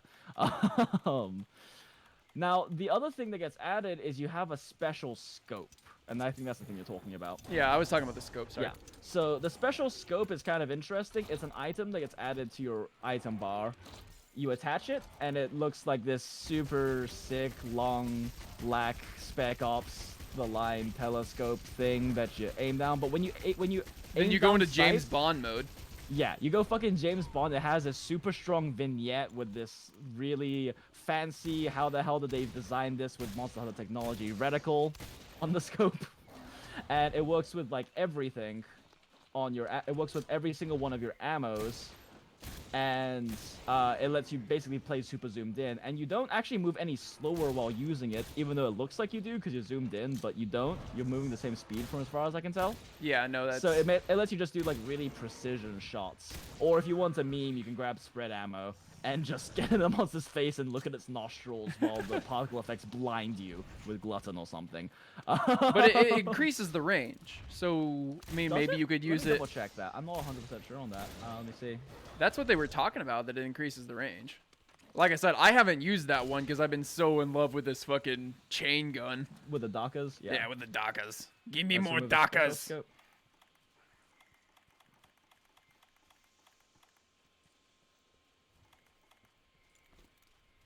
Yeah, keep in mind this is like first day impressions, so there's a lot of things we haven't tried yet. Wait a second. Wait a second. Did the damage go up because of the scope? It's possible. Yeah, but the special scope is a completely separate mod, just by the way. Yeah, you equip it in the item bar. Okay, so the actual... Oh my god, what? No way. Glutton with scope. Glutton with scope, OP. Just get right in the face and just do 3,000 damage.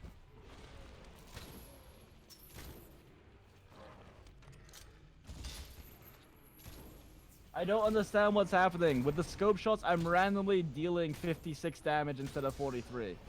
Huh. I wonder... Is it... Do these actually have different hit zone values? I don't think so. I'm trying to shoot the same spot repeatedly to make You could sure. just use the regular pole instead of the bucket. I don't... What...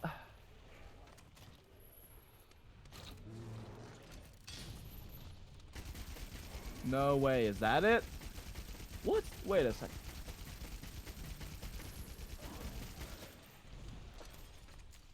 No, that's not... I'm randomly dealing 56 instead of 43. I don't know why. Because don't fuck you. No. Because Why? fuck you. Because Capcom said 1 fuck you. second. Is there something in the Hunter's Notes I missed about this?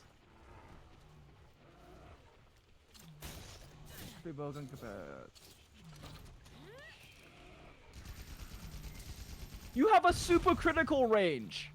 Oh yeah, super critical. Yeah, okay, so... Well, I was going to ask you, were you moving yeah. around? Well, in some cases I was, some cases I wasn't, but like, I guess also because of recoil, so it changed the distance slightly. Yeah, so when you're super scoped, you have a super critical range where it turns orange and bright orange when... What the fuck? You can adjust the range by holding R1 and then moving... What? I have not messed with this enough, obviously. Yeah.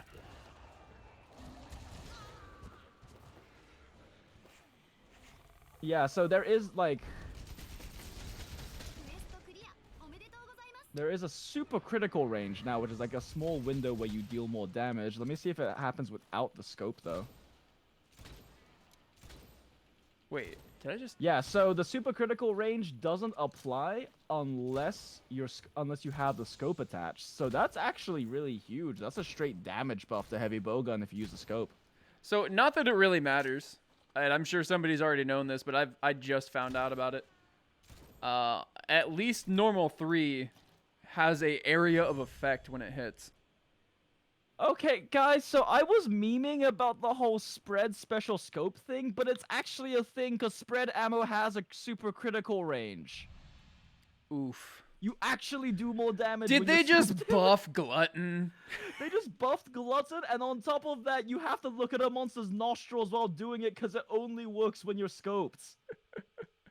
What the shit is I'm this, not gonna lie, one Capcom? thing I would have liked about the design of the scope is instead of having the opaque black in the sides, more like a blurry, if that makes sense. Like an extremely blurred out.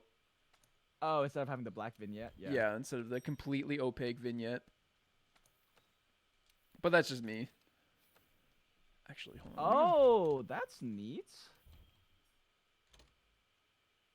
So, when you're scoped in, this actually got some interesting things to it. Holy crap. So I can make the super critical... You can adjust what the super critical range is. By adjusting the scope? Yeah, you can adjust the scope and it zooms it in. It zooms it in like either it zooms it in super slightly or zooms out super slightly, but it adjusts your critical range. Oh, your super critical range when you do that. So you can actually make spread super critical range literally the edge of its actual range. Or you can adjust it to be super close instead, and you have to get really close to them to be able to hit 22s instead of 17s. Neat! Yeah, that is neat. That's actually a really neat mechanic because it lets you like adjust for your ammo type to the ranges you're going to be fighting against that monster with. So you can make normal into like a fairly close range super critical ammo, or you can zoom it out instead so that you're going to be doing it at... Wait, did I zoom out there? Or you can zoom out instead so like it's going to be basically the edge of your max range is where you're going to get the super critical. Yeah, that's actually really cool. Yeah, that's super neat. Oh, I was wondering, can you scope with clusters? No, you cannot. No, you You can cannot. scope with everything except for clusters. You can even get a super critical for dragon, which is kind of meme, but Wait, can you? sure. No. I What? think. What's can't- the I freaking can't- critical range for dragon? Because it's not even giving me like the same. Yeah, it's not giving me any of the same indicators. Yeah, no, you can't with Yeah, it's armor, 21 dragon, regardless. or no, I'm looking at demon. Sorry, that was demon. Yeah, it's 21 damage regardless because it's a different projectile type, so it doesn't count.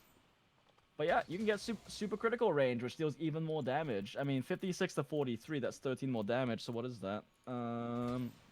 God. Oh, 120 on normal 3. Yeah, that's a 30% damage increase, dude, from super critical range. That's huge. That totally makes this worth using. Oh my god, glutton runs are gonna be in first-person view now. Dun, dun, dun, dun, dun, dun. We are actually playing Call of Duty now.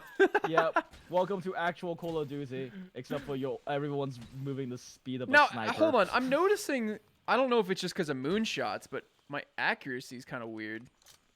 Your accuracy? Does this have high deviation?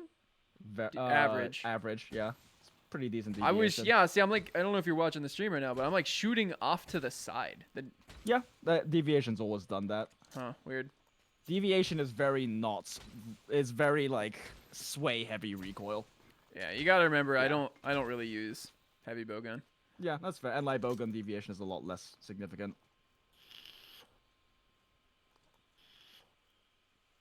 So yeah, heavy bowgun's a first-person shooter now. Cool. I dig it. Yeah, it's neat. Yeah. So what else do we have here for weapons? What other God, look at the weapons do we range for have? Pierce. Look at that super critical range for Pierce. Jesus Christ! Imagine now. Now imagine that with a mind's eye deco Oh my with god. ballistics. Oh my goodness. What Alright, is engaging in a fight? Now the question is, okay, so if you have a shield mod and this, is that going to work together? Can you only use one or the other? I'm sure you can use both at the same time. Wait, this has a shield mod, Tuna. Oh, it does. Oh, Yeah, it does. I didn't notice. It has a shield because like I was like looking at I took a glance at my heavy bowgun model to be like, how would they attach the scope and have the shield work? I'm like, wait a second, there's a shield on this already. I just love the animation for taking off. He's just like, all right, fuckers, All right, done here. let's go. Oh, and you get, oh, you don't even need to put the yeah, cool. You don't even need to put it on and off. But yeah, the new Wyvern Snipe is a little weird. I actually don't know how I feel about it. Like I feel like it has to be hit some value dependent damage. In fact, let me test that real quick. I feel like it has to be hit some value dependent damage though. Okay, because, hold on. like, You shoot. there'd What be are no you reason- shooting, and I'll shoot something else. Huh? What are you shooting? I'll shoot area, something else. right? Yeah. You know what? You shoots. Make sure you're in super critical range for both. I've got a both- giant orange thing. Cool. Shoot it and just let me know what the damage is. I'll shoot one of the other barrels. 822. In super critical. Okay. Yep.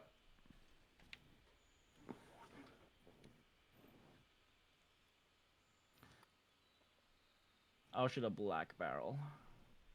Why's it gotta be black? Why 'Cause do you it's the gotta lowest shoot the hit black value. barrel, Jinx? Because it's the lowest hit value. What are you trying to say? Wait a second. Oh, okay, there we go. Oh, I guess I'll shoot.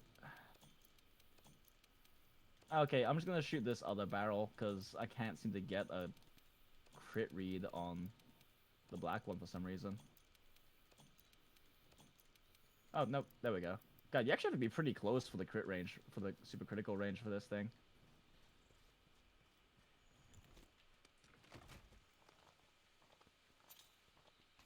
Shit, I didn't have my weapon Christ. ammo loaded. Okay, I'm dumb. here's your spread 3.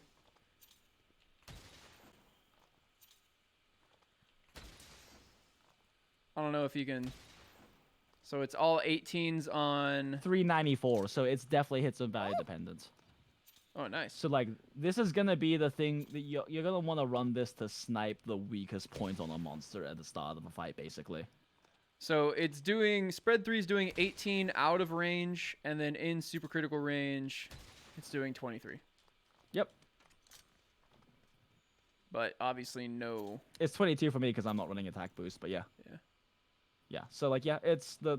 And like, you can adjust the super critical too to be at the edge or close to the edge of your spread out. Yeah. God, can you imagine the glutton runs with first person? Because like, oh my god, the But particle look effects. how look how the far away. particle effects. Look how far away you can be while still actually dealing damage. Well, I mean, that is spread's max range pretty much. Is it? I don't remember. Yeah, people just don't being able normally to- play. People don't play at that range with spread because depending on face geometry, you'll have pellets that hit like 2 damage or 3 damage. So you generally want to be like in the middle back half of your max spread range. You can 'cause actually. So interesting enough. Like if I'm right on the edge of it, actually, like right here, me being thrown back actually takes me out of it. So I'm out of the range before the damage hits. And there was even some where I'm noticing where some of them were 23, some of them were 18, some of them were 23. So you can actually throw yourself out of critical range. Yeah, I mean, Yes. to be fair, you're not going to be using +3 recoil on spreads. But what if that's all we get, Jinx?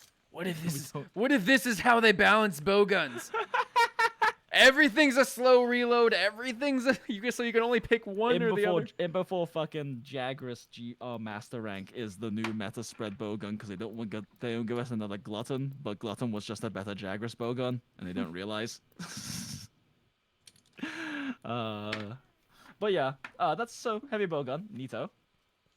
Lance, nothing changed on Lance. You got your counter move, which is kind of neat, but that's it. Nothing changed with Lance. Gun Lance, let's just not revisit Gun Lance. I don't want to think about last night. That was painful. Hey, we had to give a 21 gun salute to our boy. That's true. That's true. The one good thing that came out of last night's Gun Lance run was we had to give that 21 salute to that poor Wolg that someone stuck a fucking wormsteak package on. Somebody stuck a fucking tactical nuke to a Wurg. Poor Wurg.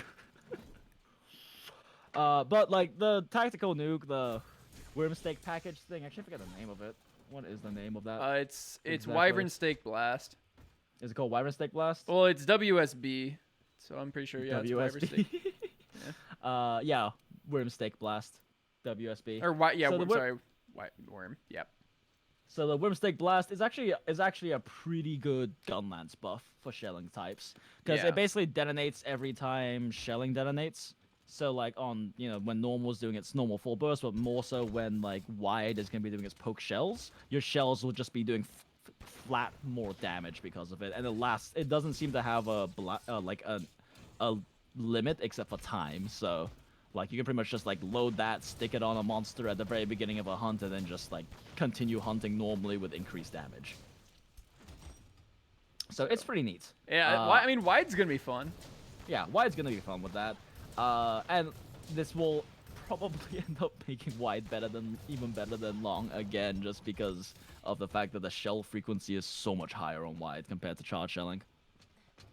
I'm assuming it probably scales the shell damage, so the shells, like long shells, are probably yeah. more So damage, if you do a long, I'm pretty sure it like. Let's see real quick. Let's do a charge. Let's do a charge versus. Well, I just did it. Yeah. But I can't do it for a little bit. You got reload. I did. I will say though, the animation for loading that is just so hype. Oh yeah. You're just like, I'm gonna end this whole man's fucking career. Let's go.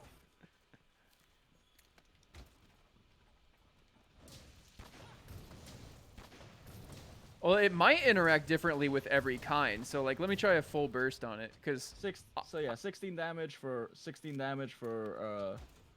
regular shell. 32 for a charge shell. So it's actually twice as much for charge shell. Huh. That's interesting.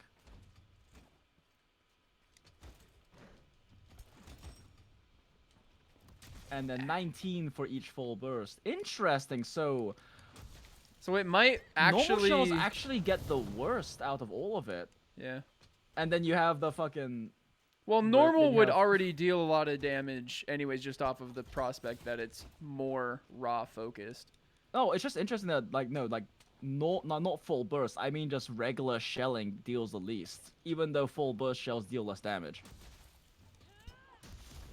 Maybe, actually. Now that I think about it, we are talking about this is a normal gun lance here. Yeah. So it could just be relative to the shelling damage of your actual shell. So yeah. Verdict's out on how it scales, and we won't know until we actually have multiple gun lances to try with. But it's a buff. Gun lance is still gun lance, but it's a buff. Yeah, it is. It's so angry though. You're just like, get in there. We're gonna kill this man. We're gonna kill this motherfucker. Channel all of that gun lance main fury. All the gun lance rage is finally coming out. Channel all of the rage of every gun lance user across the globe into a single package into your gun lance to end this monster's life. But yeah, so oh, we didn't talk about the biggest winner of Iceborne. Oh, because I thought that was Sword and Shield. No, it's Greatsword. Oh, right. It's fucking Greatsword. Greatsword only had 2 changes, guys. Greatsword had 2 changes. Greatsword was like, hey, Hey guys! let's after I do a regular charge slash or after I do a wide slash, Fred let me press Burger, L2 Burger. to do a slinger burst. Oh, after what was it? Hey guys, let me do a charge slash and then press L2 to do a really quick slinger burst. Oh, but the slinger burst I can instantly go to TCS from.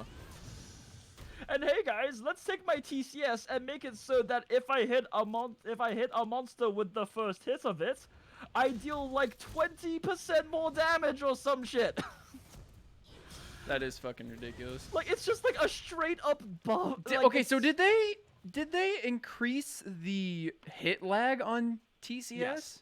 They did. TCS's hit lag, if it's empowered, is almost half a goddamn second. But that doesn't matter because you're doing like 20% more damage. Like Capcom. I mean, what it's the fucking like the fuck? TCS, like the hit lag on it makes it seem like it's so much bigger now. Yeah, and it is though. 669. Let me get one real quick where I whiffed the first hit. 669. Oh, and did I also mention the fucking slinger burst lets you 535. So yeah, like Jesus Christ.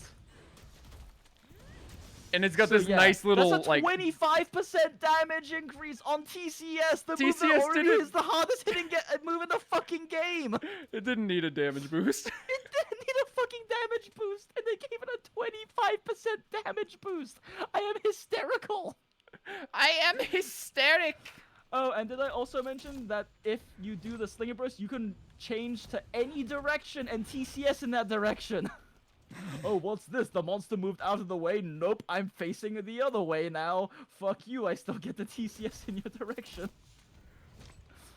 Like, even if they didn't add the slinger burst thing that, by the way, is significantly faster than just doing a tackle combo to TCS and doesn't burn stamina. Like, even if they didn't add that, the 25% damage boost to TCS is fucking mental. Yeah, I mean, there's basically no reason to tackle anymore unless the monster's actually coming at you. The only reason to tackle is to use tackle for its actual job, which is, you know, mitigating knockback. Well, that's not necessarily true. Doing a roll tackle into TCS is still probably going to be your faster method to hit TCS after a tackle. Or after you land one. Just because you can only do the slinger burst cancel out of draw slash, out of, well, strong charge slash, out of regular slashes, basically. You can do the slinger cancel. That's so fucking brutal.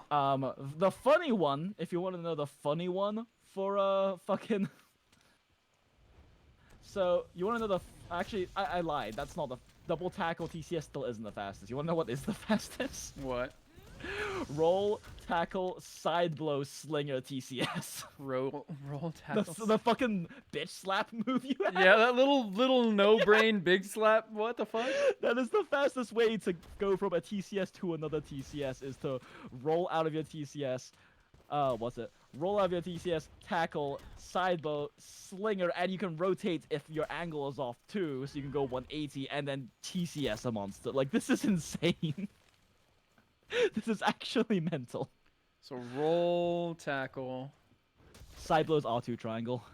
Roll, tackle. So fucking... It's like... Can you... Are you as excited as I am to watch speedrunners do that shit? Just bitch slap a monster. Bitch You know- slap slinger shots. Stay still, bitch! That's like the Monster Hunter World equivalent of bitch slapping someone with the side of your gun, shooting them, and then pulling out an AK. No, then Like- pulling out a DR-50. That's what it's like. Pulling out a DR-50, yeah. So like fucking, this shit is like, even if they just added the empowered true charge slash greatsword would be the winner of like Iceborne. But then they also gave you several combos to be faster. Plus, by the way, if if you TCS a monster and then they run away, what you can do is you can roll, tackle, jumping wide slash, slinger burst TCS. And you go, and that is like a bunch of mobility, some extra damage, and then also you get a TCS out of it in any direction you want. I think the ability to change the TCS direction is probably the biggest actual thing. The 25% boost is still just insane because, like, realistically, when we're talking about GS, 80 to 95% of your damage is your TCS. So, like, that's almost just a flat 25% damage buff to TCS, to, like, Greatsword. But yeah, fixing your direction is huge. It's one of those things where it's like it's probably gonna be a lot more impactful for normal people than speedrunners, because speedrunners didn't really have much issues with having to re-angle their TCS and clean runs, you know? Right. I mean, some matchups certainly, like, it's gonna be extremely helpful, but like the saving animation time, the better ways to combo into it. I mean, like, if a monster, like, if you TCS Nergi and he doesn't flinch and then he decides to, like, fucking Kelpie hop away, you can do a roll, tackle, leaping wide slash, slinger burst TCS combo, and that moves you, like, twice as far as like, heavy bowgun rolls. So, like, that's all pretty huge. Greatsword's the big winner here. It's insane. I mean, also Greatsword has, you know, its whole, hey, I'm gonna latch onto the monster and very slowly make a softened weak point on it. Have you used it yet? Have you used this clutch claw attack? It's so fucking slow. Like, it's great because it's, you know, you'll make it allows you can deal like a fucking 900 damage with the shit sets they have in this beta on monsters if you soften and land a level 3 TCS on it. Yeah. But, like, it's just so slow and the recovery time is so long. Like, ideally, if there's, like, a Switch Axe user in your team, just ask them to soften the weak point for you. Because it's faster. Finally, yeah. Switch Axe has a use. Lol, fuck you, Tuna. Fuck you. But yeah, otherwise for weapons, Greatsword's the big winner. IG... well, since I've got Charge Blade out... Oh, you got CB out? Yeah. I like the new move. CB. Savage Axe? Yeah. Yeah, Savage Axe is neat. I like Savage Axe. It's just, I don't think it's going to be good on Impact. Like, it's definitely seems to be more an elemental thing, because the file damage isn't that significant on it. I wish they gave us, you know, an elemental Charge Blade to work with. Yeah, pretty much. That's like that's half of everything what's fucking me over about the betas. Like, there's so much we want to test, but there's just nothing there. But like, they're just like, here's just use these guys. Here's stuff. Yeah, hi guys, here's stuff. From me messing around with using this against Bomberos, it seems like you get. So it seems like this move's gonna be really weird. Because, like, Savage X can be really weird because it's technically a piercing style attack. Like, yeah. On big enough monsters, you always get 3 hits, but on big enough monsters, your Rising Slash gets, like, 6 hits. Yeah, like, right now I'm getting 5. Like, yeah, Rising Slash can get, like, up to 6 or 7 hits off with that. And also, it shreds your fucking sharpness, by the way. Oh, yeah, no. But, like, it's fun. And, like, it's actually what I'm wondering is, like, I'm wondering if Elemental Discharge is even, like, the ED moves are even going to be worth using with Savage Axe when, like, Rising Slash gets you that much. Mm-hmm. Yeah, I'm trying to think. I think what you'll want to do is, like, imagine there's a 50 damage elemental procs. Like, holy shit. Because you use one file, you use up one file every 12 seconds, and then once you're out of files, it goes away. You probably want to time it, so basically you're just triangle, triangle, triangle, triangle, triangle until, like, 11 seconds of your last file, and then do an SAED off of it. Realistically, the best thing to do if you want to go for max damage output is just triangle circle, because it does elemental discharge 2, which only uses up one file for 2 swings. So that's at least that you're gonna get like at least 6 elemental or file procs off of that, and then your Rising Slash also gets like 5 or 6 file procs off of that. So that's gonna be, assuming that like it scales 1-to-1 with element, like assuming it does. Then those procs are just gonna be you're gonna have insane amounts of elemental damage output with that. Like, that might be the new, like, meta way to kill ATKT.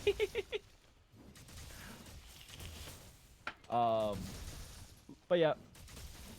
Savage Act is cool. I just don't think it's gonna be good for impact. You're still just gonna want to go SAD most likely for impact.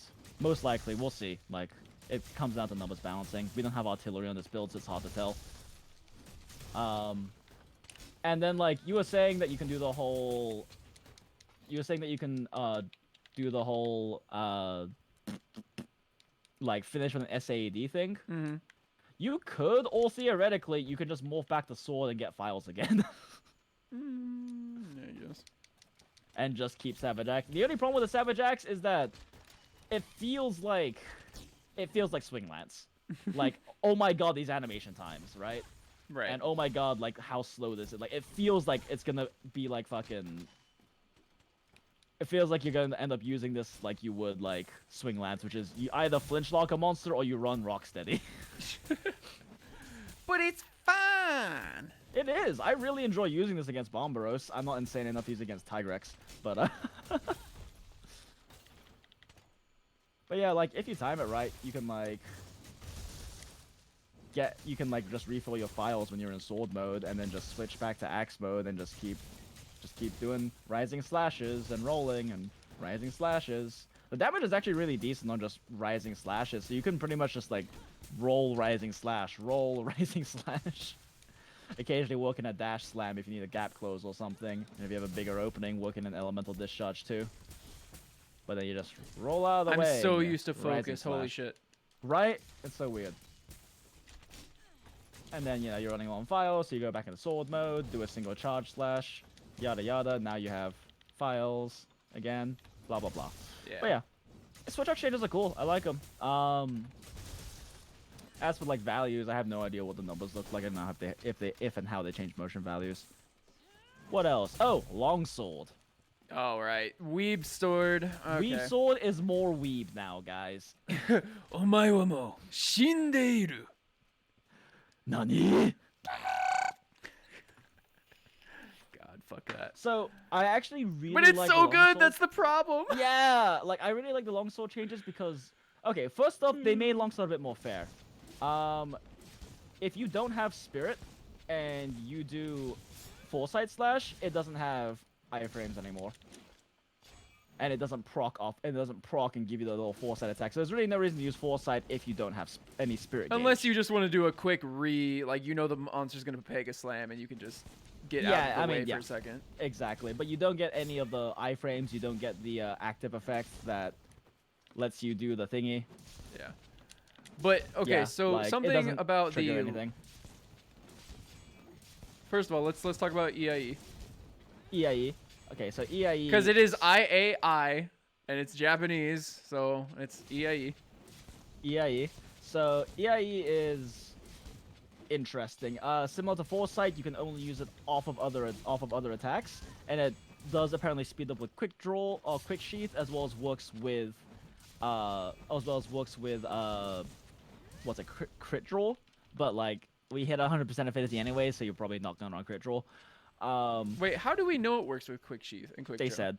Oh, They said so. Yeah, Capcom said so. I think it's in the Hunter's Note even, actually. Oh. But yeah, so you have two options. You press triangle, you do this little attack. That attack, when it connects with a monster, gives you gauge regen. So, like, theoretically, if you want to make sure you always have Spirit to be able to Foresight, because, you know, sometimes some monsters are wonky and you'll Foresight perfectly but miss the return stroke because they Pega to the other side of the map or some shit. The constant gauge regen for, like, I think it's like 15 or 20 seconds will allow you to always have, like, Foresight ready with iframes. Yeah, and basically you can just always go straight into your spirit combo as long as you're throwing in like one of those extra moves. Yep. Another thing too is if you time both the attacks have a small parry window, where if you time your bullet input with damage, you won't take damage and it'll enhance the power of the effect of the attack. For the triangle attack, it makes you hit more. It makes you do a few extra higher damage hits, which is neat. The big one, though, is for the EIE Spirit Slash. So the EIE Spirit Slash is a very high-risk, high-reward, something you'll really have to practice and master for different matchups. But with the Spirit Slash, when you land the Spirit Slash with a parry, you lose a gauge, but you get it back. from doing a successful parry. So whenever you do the Spirit Slash, it costs you a level of gauge, but successfully parrying an attack by timing the R2 press to when the monster hits you gives you back that Spirit gauge and makes the attack significantly more powerful and hit much harder. And a thing I've noticed with it from messing around with Longsword on Tigrex a bunch is that it seems to have a really high stagger multiplier if you time it right. So it's really good at tripping things. Or flinching things. Which makes sense because the only thing you can combo out of the Spirit Slash is Spirit Thrust. Yeah. So after you've tripped the monster, you then go straight into a Spirit Thrust to do a Helmbreaker. But yeah, it's a very high damage move, so if you time it right. So if you can master the parry frames on that, it's really good. Other than that, everything else is pretty much the same. I think the nicest thing about it is because you look at what Sword and Shield is, what Longsword is supposed to be, and for the first half of it, basically you go into the monster and you go, you basically go, I'm gonna thrust, triangle, thrust, triangle, oh, foresight. Okay. Yeah. Then thrust, triangle, thrust, triangle. To be fair, that doesn't change that much. But I mean, but like even in late, like once you got all that, you still kind of went into it and you go, okay, thrust, triangle. All right, here's an opening to foresight. Yeah. And then you do your fit in spirits here. Yeah, then you fit in your spirit. Yeah. So now it kind of makes it so once you get into your ramp up, you just basically go, I am always doing Spirit Blade. Always doing Spirit Blade. Always watching Wazowski. Always. and then you do your Spirit Blade and you do your whatever, and then you do your special sheath. And then you go in. And then you just never stop regenning, and I don't know, it makes it feel more like Longsword. Also, the thing is too is that let's say you know a monster's going to attack you, but you have time to do an EI Sheath, right? You can then parry it with a triangle instead, because the Spirit Slash can only cancel into Helmbreaker, and you can cancel that into any other sword attack. So you can go EI Sheath, parry the monster's attack with EI Sheath. Hold on. Did they change the way Whetstone works? Maybe. I don't know. Because I sharpened partly. Oh, yeah, if you're low enough, it only ever does partly. It doesn't regen the whole thing. Oh, okay. I've never seen that before. Because you've never lost that much sharpness before. I've never done that. But yeah, the nice thing is you can, like, parry with an EI Slash and then go straight back into Spirit combos and doing all your regular longsword stuff as well. You don't have to parry. You don't have to use only Foresight to dodge stuff with. Well, but mainly what I was talking about is so, like, you know, to build up Spirit before, when you started a fight, you used to have to go in, and what you would do is, if, like, assuming there was no opening to dodge, you went in, you did Spirit Thrust, Rising Slash, Thrust, Rising Slash, Thrust, Rising Slash. You would just be poking, fishing for an opportunity to Foresight. But basically what you can do now is go in, you do your, sorry, I fucked that up. Poke, Special Sheath, EIE Slash, and then you're constantly regenning, and basically you can go straight into Spirit Blade. The entire time. Yeah, and then you can just Spirit combo at that point because you have the regen. Yeah. So you can just go in Spirit combos, and if you have the opening, you can go for a Spirit finisher. Oh, that's right. There's one other thing I forgot to mention. When you do a Spirit combo, you can go straight into EIE after you. But instead of doing the anime, look at how cool I am, I'm gonna sheath my fucking weapon in front of the monster. You can go straight into EIE. Yeah. Which not only lets you, more parry an attack that would hit you, you can also go straight back into comboing again. Yeah. So you don't have to just be like, oh, I'm gonna sheath like a cool anime badass and pray the monster doesn't fucking hit me because I'm being a derp right now. Yeah. Which is great. Like, I might actually play Longsword, but that was one of the things that always screwed me. Is it was like, oh, you're putting away your weapon like a fucking weebo, and you're about ready to die. Yeah, but now this gives you opportunities for increased damage if you need it, or increased damage if you want it, or a parry if you need it. The only issue still is that you do have to be somewhat careful with the timing of it, because like at the end of the day, it still takes time to sheath. But so you'll quick still sheath get that. now. Quick sheath now. Quick But yeah, sheath. like it is just something you have to keep in mind. And like I'm sure this won't be a problem for you because you play SNS, but like the parry windows are pretty tight. Like the parry windows for timing are pretty tight. They feel about the same as trying to iframe something with a roll. Like iframing a roll. So like it's not that bad, but it is tight compared to like Foresight. But yeah, longsword. Longsword's also a pretty big winner in this because like these add so much more play options and different ways to like maintain DPS while also avoiding damage and whatnot. It gives you much better tripping ability, which is very important on longsword.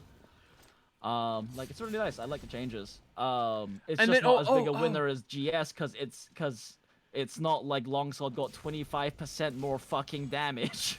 And you know how, like, so say you are making just the miscalculation, and we've all done it before, where we're doing our Spirit Blade combo and we're like, oh, cool, but then you're just short on the last hit. Yep. Instead of sitting there like a fucking idiot waiting to die, you just go EIE, and now you have options again. Yep. Exactly. And now you have options again. You don't feel like a derp. Like it's nice because it gives you such a nice. It gives you such a nice way to weave you can weave it into your combos in such nice ways to just cancel fuck ups, continue chaining things. Like it's Like, very nice. I like Anytime EIE a you lot. fuck up, EIE. That's it. Yeah, pretty much. Unless it's like an immediate I have to roll out of the way or I have to foresight out of the way because you don't have the time to EIE. And that is again assuming that you can, you can time the parry window. One thing about the parry window too, because I noticed this when I was going against Tigrex, it works the same way as Foresight does, which is, during the actual active frames, it makes you not take any damage, but then anything that hits you afterwards is super armored through like you're wearing Rocksteady. Yeah. So like theoretically, if you were to do this on a multi-hit attack, you could parry the first few hits, but then the rest will shred you while you're slashing through them. So you should probably just foresight those. Like what's it? I think it was his charge attack or something. I like EIE'd his charge attack, and then was fine. But then he did his instant tailspin and shredded my health while I was slashing through him. Another thing that might be useful is how much damage do you do on? So that's okay. Hold on, sorry. It obviously does it based on how much spirit charge you have. I don't know why I even thought it wouldn't. For what? I'm seeing how much the spirit. Oh, the spirit. Like the spirit move on the EIE does. Spirit slash. Sorry. Yeah, the spirit EIE slash, I guess it's Yep. called. Oh, sure. Yeah. What's it called? Yeah, EIE spirit slash. Yeah. But it definitely comes out faster. So 174 and 94.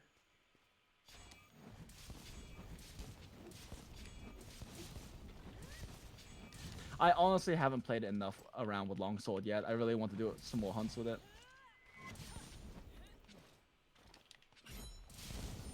So it does markedly less damage, but you get it faster. Like, you get it out faster, which means you'll be able to use that in openings that, you're like, oh, this is so YOLO. Well, guess what? Wait, does it go out faster? Hell yeah, it goes out faster. You jump all the way up in the air, and you have to fucking wait in the air, and then you... Oh, you mean then Helmbreaker? I'm Yeah, then sorry. Helmbreaker. I thought you meant at different spirit levels EIE spirit slash. No, I mean it's what? faster than Helmbreaker. It does a little bit less damage, maybe, but it comes out faster, so you're gonna be able to use that in better openings. Yeah, I think EIE is still a little bit slower than actually just sheathing. Yeah. And rolling. When you're doing a spirit, when you do the spirit round slash, it's a little bit slower than just rolling afterwards, but gives you better offensive options.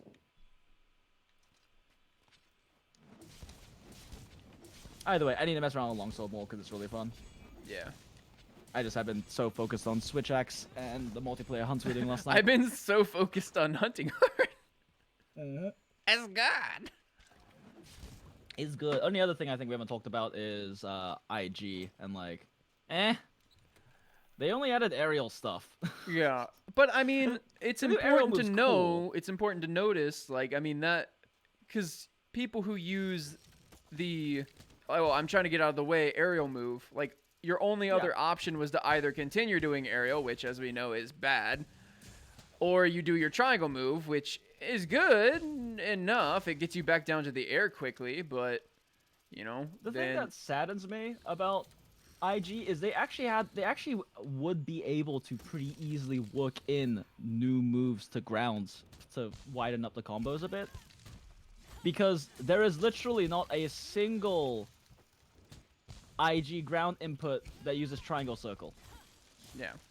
And then, like, on top of that, IG has always had so many different contextual attacks based on the attack you're in, so they could have a different triangle circle for any of those attacks easily.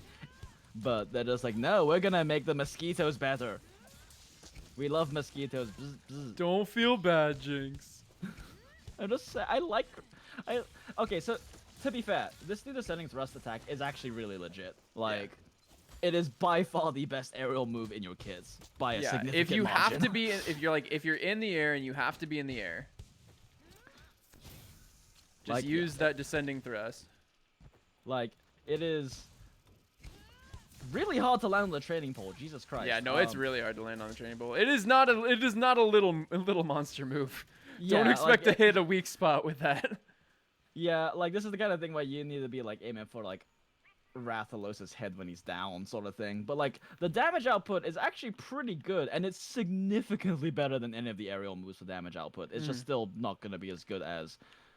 It's most likely, at least, not going to be as good as, like, ground combos. But, you know, if you do, like Tuna was saying, if you do have to... Like, I'll use it, so say hard to land on the say if I'm in a fight with a Diablos, and the Diablos is charging, and I'm like, fuck it, trying to dodge that shit up in the Can air. you go over it? Can you go over Diablos'? I've never Yeah, tried. hell yeah, dude. Huh. It pops up, and you're out of there. Well, see, what I usually do, how Wait, I the charge usually or the do it, dig? in a dig, sorry. In a Yeah. dig, what I usually do is I pop Dig up makes and then sense. start going towards them. I see, yeah, so then they'll pop up sooner. Yeah, and it'll be really good for that, too, because you can just Dragoon down on them. Yeah, so you pop up, go towards them, they pop up. Sorry, I did the L2 instead of R2. And, like, the neat thing... I'm gonna switch to Towards the... them, pop up, I'm and gonna then switch to the cart. right on their fucking face. I'm gonna switch to the cart because, like, it's not... It's so hard to Well, hit the training and see, pole here's with that another big thing, dude. though, is like, so say you get knocked back really hard and you fly away from the monster, pop up in the air, dash forward, R2, and you've covered a lot of ground, and you're starting with a really good move. I mean, I'm pretty sure that's slower than just running at them, though, Tuna. Is it? I'm pretty sure it is. Your aerial move moves slower than you run. I mean, what, Like, are you yeah. gonna put away your fucking weapon? So you sheathe, run over there, No, I mean, just like, like, draw a weapon. just running, maybe mixing in a roll or two. Like, rolling twice towards them is probably gonna Then be you have faster no than trying to stamina, and aerial. you're over there with no You have no max might. stamina if you're using your aerial IG either. Just saying. That puts stamina too. It's cooler. Shut the fuck It up. is cooler. I agree. I'm just saying I don't think it's gonna be faster than just. That's the problem with that is the distinct problem with aerial in general is that everything aerial does you go, but ground does it better or faster. I don't know, man. Other than like you know avoiding hitboxes with like being in the air, like safety stuff. But like yeah, I don't know. It's a cool move though, and like assume you can land it on something because it's genuinely hard to land on small things. You do also have a marking attack, which is nice because a lot of people, cough me, forget to actually mix in mark attacks into their combos when they're on ground. And the air didn't have an option to mark before, so that's neat. And you can crutch crawl from the air. That's cool. That's pretty neat. You can crutch crawl from the air and do your crutch crawl stuff. Soften targets up for you to Dragoon spike on them, I guess.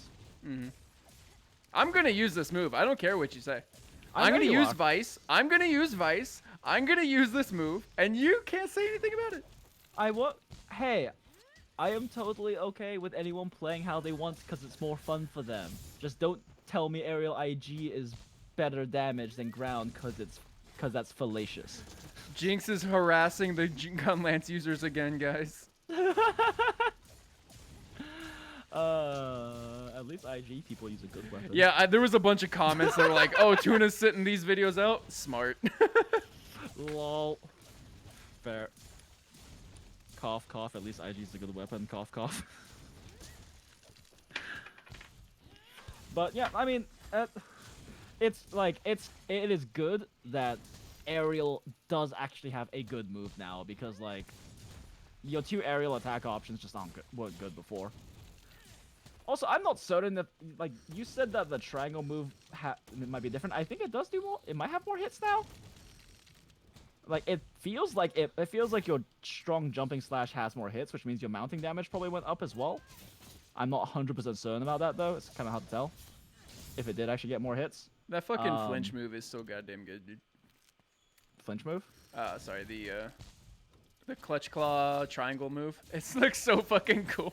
All these IG. clutch claw moves look so They really good. do. The IG one looks really cool. It's actually pretty fast too. That's one nice thing about the light weapons is that the clutch claw shit is fast, which makes it a lot easier for you to actually soften the weak point, even though you're not softening it as much. Because like, Jesus Christ, the heavy weapons softening takes forever. Mm-hmm. But I mean, it's worth it. Yep. Oh yeah, the only other thing that they changed for Kinsect is you can load slinger ammo into your Kinsect so it can grab 2 buffs at once. your bag. Feed your bug. Feed your bag. I will say it's a really fancy motion for you to do it. Like you unnecessarily twirl your fucking IG around you repeatedly while feeding your bug slinger ammo, so that it can get you 2 buffs at once. So how do you even do this new? Pick up slinger ammo, hold L2, triangle circle. It's like so fancy too. No, it's no, just so sorry. unnecessary. I moved it bow. Oh, on bow? Oh, How the do new you bow do move? the? Hold L2, press R3, triangle circle. That's right. We've got to cover bow because It's all right. I haven't bothered. I haven't bothered looking at the stuff because let's be real, Fumetto's gonna figure out everything to do with it. It's the same reason I haven't looked at bow guns much. Is that move even gonna be worth it? It's. I don't think so. Like, here's the thing that might make it worth it. It unloads all your slinger ammo at once. Mm-hmm. So, presumably, if you had like, let's say, like you had like a bunch of piercing pods or something. Imagine slinger ammo up meta on bow. Oh god, no, please. That's the new meme. Dragon Piercer is dead. Slinger up 1,000 dragons is now. But yeah. Wait. Does that? Oh, so that. Oh no, this is a dragon. I was gonna say, does that do dragon element automatically? But this is a dragon bow. So. Nah, it probably does. It's probably similar to Dragon Piercer, where it has a degree of fixed damage included. Yeah, I mean it's neat, and honestly, the only thing that makes me question whether this is gonna be useful or not is how long the recovery time is. The recovery time is so long for bow, you know. Mm-hmm.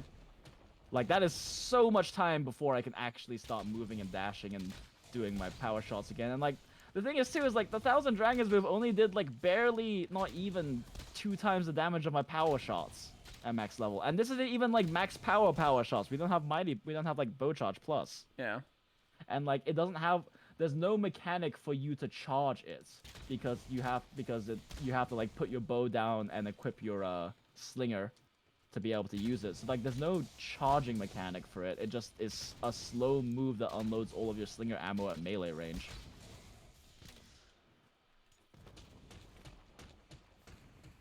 Oh, interesting. So if I do it at a range, I lose the explosive damage. Too bad you can't do like 1,000 dragons from a dragon piercer. Oh my god, it shoots it in like a shotgun blast too. It's like a hex. It's like a star. Yeah. If you shoot it at long range. Yeah, like if it had any combo ability, I would consider it maybe, because I could see situations where you're like, okay, I'm gonna do what this it for, like, should a do big is it burst should of combo flinch. in from dragon piercer. Lol. So you do like a dragon piercer into 1,000 dragons. So instead of being like, instead of piercing along the meme. Well, no, but like instead of piercing along the body, it changes it into a shotgun. I mean, it's basically the same shit. Yeah, I don't know. I'm not sold on it, but you know, I'm sure Fumetto and a bunch of the bow users that make up 50% of the players in this game are going to figure out whether it's good or not. So I'm just gonna let them deal with it. Otherwise, bow's still bow. So you know, Bow is still it's bow. bow. Bow didn't need a You buff. were mentioning someone said that the KO damage is decreased on the coconuts, which I can believe definitely. Yeah. Yeah, but I mean, it's still bow. Unless they fundamentally change how Impact Mantle works, bow's still going to be the best KO weapon in the game. Like, they need to make it scale with motion values or something if they really want to, like, make Impact Mantle make sense. Yeah. I think that's all the weapons. We did it. Did we cover everything? Did we, Oh, though? dual blades. Did we? Dual blades. So dual blades. Dual blades so are so forgettable that Jinx actually forgot his main weapon. Lol, my main is Switch Axe. He says. He's like second main. He says unconvincingly because he probably has more dual blades and bow runs than Switch Axe at this point. So dual blades. There are 3 changes to dual blades. One, which is probably the neatest and probably the only one you'll actually use. Oh wait, sorry, there's only 2 actually. Third one. Okay, let's start with the one change that is actually the biggest for dual blades, which is completely unrelated to the weapon. Softening weak points. Oh my god, dual blades softening legs is the best shit. Oh my god, it is so much nicer to hunt monsters with dual blades when you can make their legs juicy weak zones. Fuck everything else they did with dual blades. That's the best thing dual blades got out of Iceborne. That is true. Aside from that, dual blades has 2 new mechanics. One, anytime you do a triangle attack, you press L2. You can do a slinger burst dodge called evade shot. Yeah. That is actually really nice because it burns like a half to a third as much stamina as a demon dash does. But no iframes, or if they are severely reduced. It has pretty big iframes. It feels like a normal Rolls iframes, honestly. The problem is, it does not feel like a demon dance iframe. Or demon dash. Yeah, so like the thing is, even if it does have the same iframes as demon dash, it's going to inherently feel like less because the reason why demon dash is so good is not only does it have like 2 more iframes than other things, it's so fast. So like by the time like something would hit you, let's say you iframe an attack, by the time the iframes run out, you're out of the way of the attack because of how fast it is. The problem with the base shot is it's kind of slow. Something I would have liked is because alright, so you look at the top right of the screen, it says you can use evade shot. I would have liked, and I know we've talked about this where we talked about, you know, if you're using a move where you shouldn't have used a move, you're gonna get punished for it, and that's right. But I still would have liked if you could have canceled Demon Dance with a evade shot. Oh, that would have been interesting, yeah. Because you can only do it when you have ammo in there, so it's not like you can do it whenever you want. You can't just, you know, oh god, I can't commit to it like a fucking person who doesn't know how to play the game. Realistically, cause like you said, you can only do it after you finish a whole attack, just like you would with like a roll. Yeah. And like that also kind of brings up the issue with the slinger with the evade shot is like the only times you can use the evade shot is also the exact same times you can just do a demon dash instead, right? And like yes, evade shot uses less stamina, that's good, but it also takes like twice as long to complete and moves you really far away from the monster, which, as we know with dual blades, is not necessarily the best thing. Right. The great thing about demon dashes is that you can just iframe the monster and then just keep beating on them because you barely moved. Now here's the only thing, because it kind of does like a curved. If the monster's big enough, and you can kind of like dash into them. It's not really curved. It's pretty much straight, but you can like, yeah, I see what you mean. It's slightly curved. You can curve it. I think you can DI it slightly. But like the thing is, like it's one of those things where it's like, part of the reason dual blades are so strong is because if you need an iframe, you can demon dash. If you need to get the fuck out of the way of a monster, you can round slap. Oh, you can what's it called? You can demon flurry, like you'll spin attack, right? Yeah. And your spin attack has always been the move you use to like get out of the way of an attack, but you don't want to iframe and you want to outspace instead because it doesn't use stamina and you damage things the entire time you're doing it. Mm-hmm. So the thing is, like, those two niches are already filled, making evade shot really only useful when I guess if you want to hit things with slinger ammo for some reason. I don't know. If you want to use slinger ammo.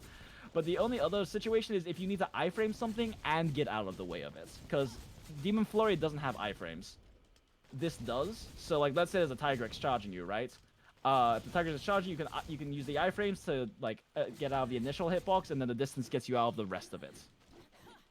Because Demon Flurry can't do that because it has no iframes at the beginning, and Demon Dash is too short to do that. Although you can also just double tap Demon Dash, but you burn a lot of stamina. So it's like one of those things where I was like, I see it being used in niche situations, but I just don't see it being used that much because we already have better specialized options for its jobs. Yeah. Yeah, so that's the thing about it, like, is like, when I was trying to use it while hunting Tigrex, and just being like, there's so few situations this is actually useful to me. Instead of just demon dashing for iframes or flurrying away if they're gonna, like, hit if I need to get out of the way. Right. The other thing they added, which is your Clutch Claw combo for dual blades, is pretty cool, except for the fact that it's like a fucking they attach it to Round Slash. So in order to use it, you have to flurry in demon mode, press circle twice for double Round Slash, and then press L2 for a really low damage clutch attack that instantly clutches you, which is super neat, except for they attached it to literally the worst attack in your kit. Like, you use the first Round Slash. The first Round Slash is actually useful because let's say you accidentally overshoots when you're trying to get to a monster, you can rotate 180 and demon dance them in the heads with a Round Slash. So it's actually useful for re-angling your demon dances on downed monsters and shit. Or just in general for your triangle attacks. Yeah, but the second Round Slash is a fucking meme. That move is the second Round Slash is like my shield attack. On yeah, Sword it's and like Shield. you don't use it. It's you don't use it. Wait a second.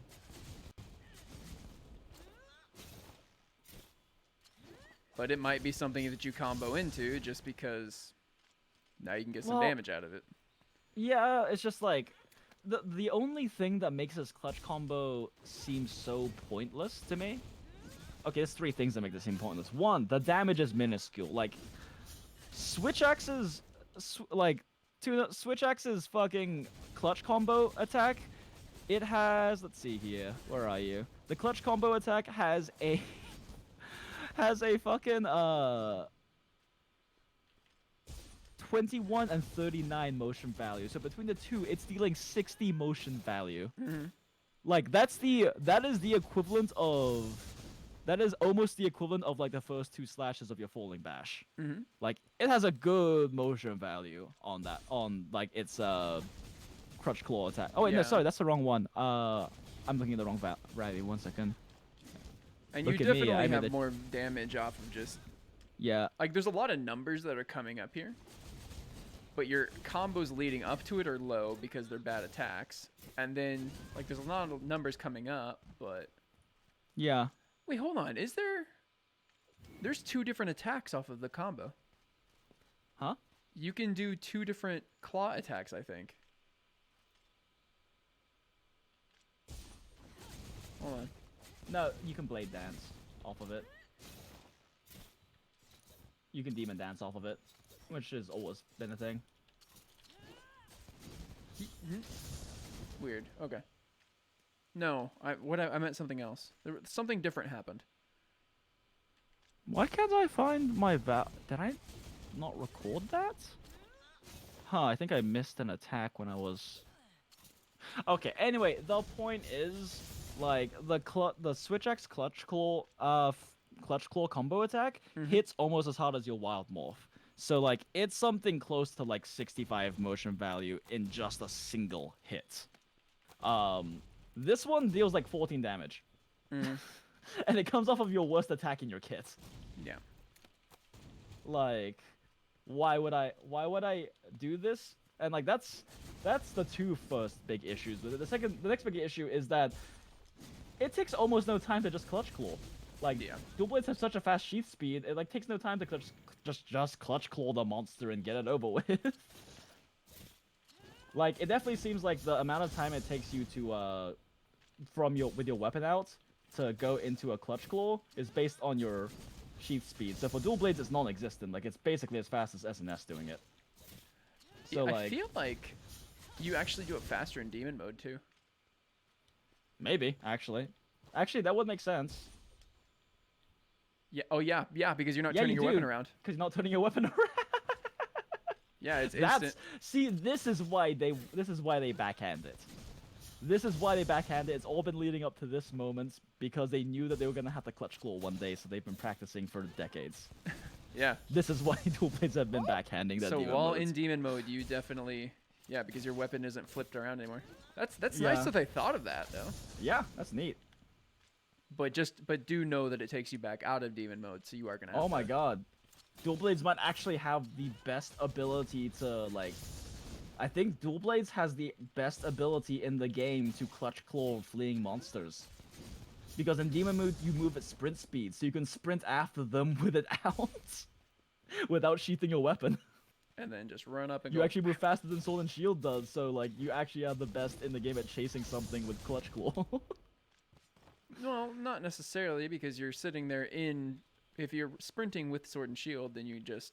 Oh yeah, but the thing is, Sword and Shield and anything, Sword and Shield has the sheath to do that. So technically, you save animation time for that with dual blades because you just keep running at them with demon mode instead of sheathing. True. Yeah, that's funny. All right.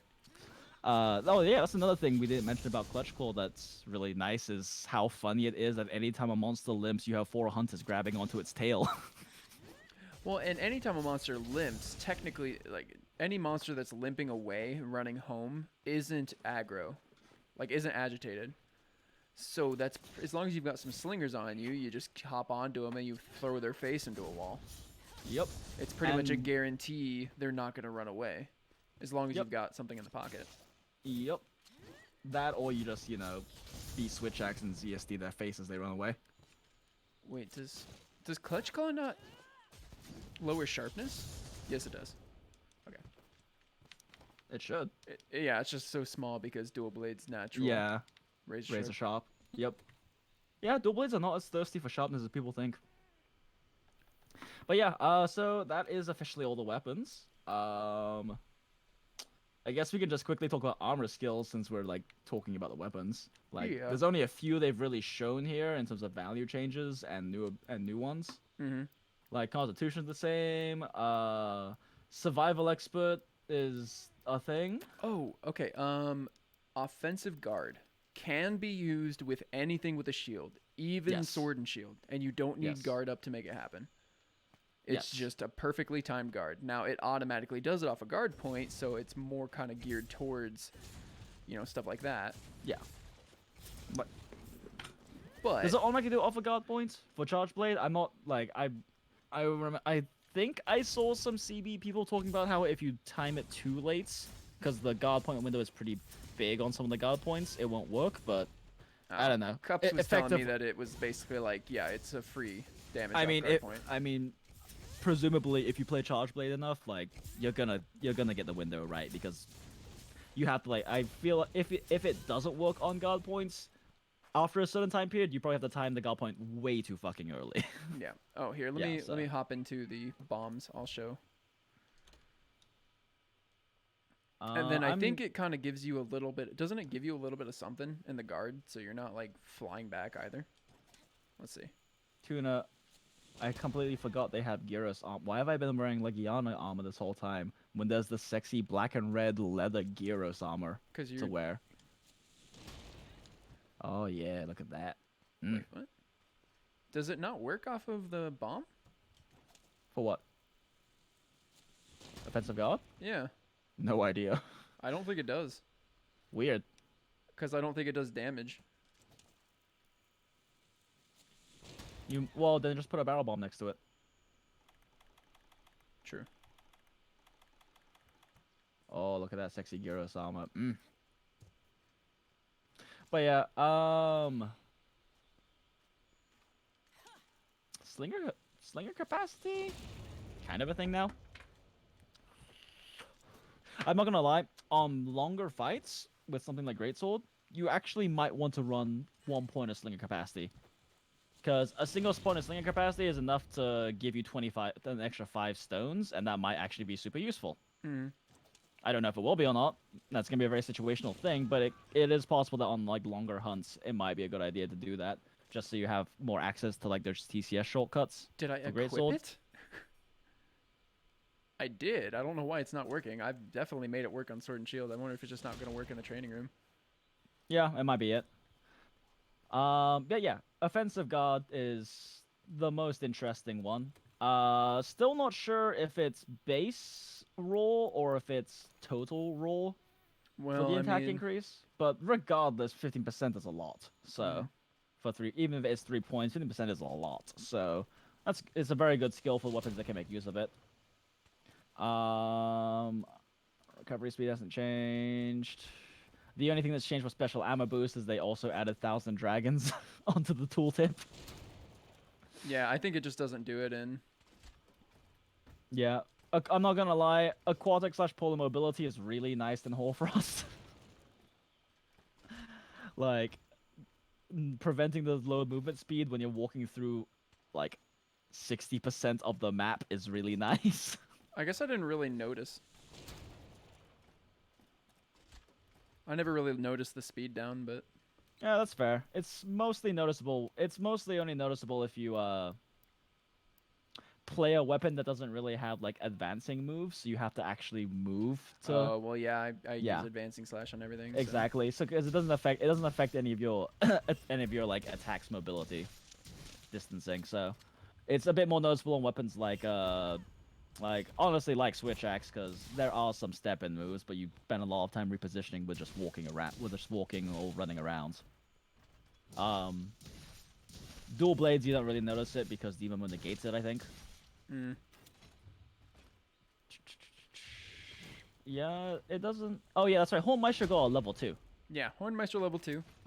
Yeah. Supposedly it is just duration, so they're. I think that's really lazy. I was Yeah. hoping that there was something else in there, but Yeah, pretty much. And I think that's the only thing for skills was those two, really. Everything else is pretty much the same. yeah, that we've seen so far. I have to assume there's going to be. I mean, because they're introducing level 4. Like, what Yeah. is that going to be? And Set bonuses?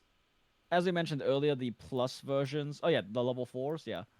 Level 4 is probably gonna be set bonuses. Like you can see in this Glider Mantle Plus, it has level 4 deco slots in there. Mhm. The thing is, like, yeah, so like these new mantles, the upgraded versions all have deco slots built in, which is pretty neat. That They're only only work active when you're yeah, when you which have is them on. which is good. The thing Imagine I just actually bringing. haven't tested yet is I'm 90% sure that if you keep wearing it even without anything on, you lose the abilities. Mm, But let me double check that real quick by hurting myself.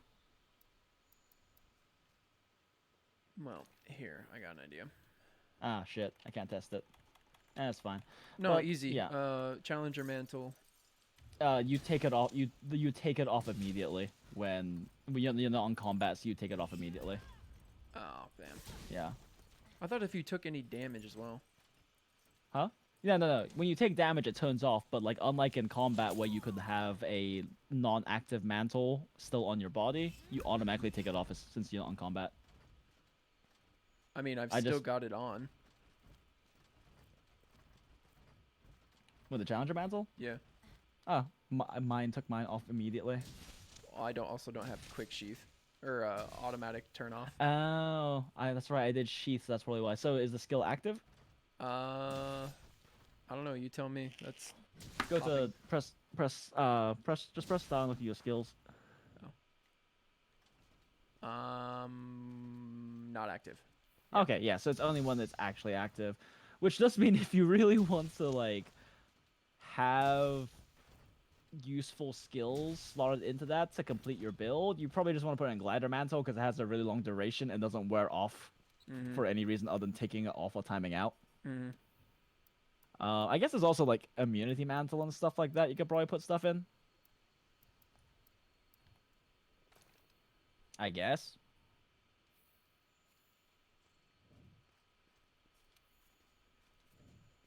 Wait, Yeah, it says Iceproof it's not Mantle lasts active. for 180 It says seconds. it's not active. Oh god, I'm not equipping it. There we go. Okay, yeah.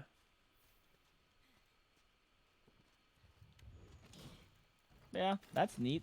You get skills from mantles now. Yeah. That's cool.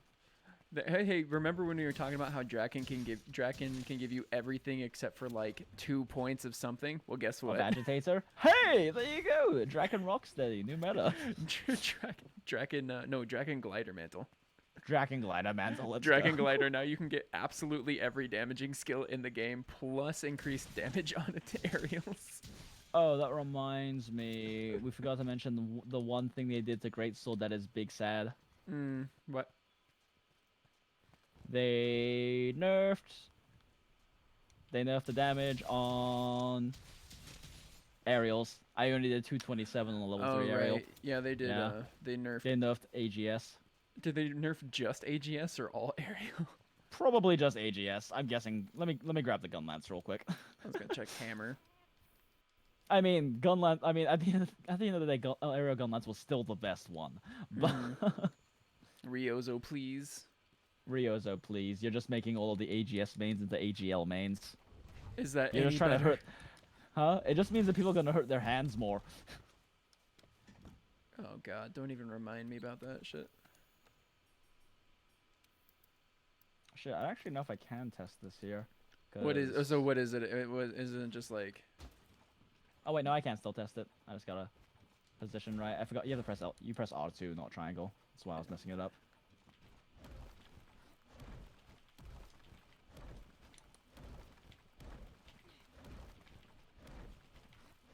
Highest DPS in the game, by the way. I don't know how you jump back faster. Huh? How do you jump back faster? I don't remember. You just press X faster with the right timing. Yep. It still looks like it does about the same amount of damage. Fucking ridiculous.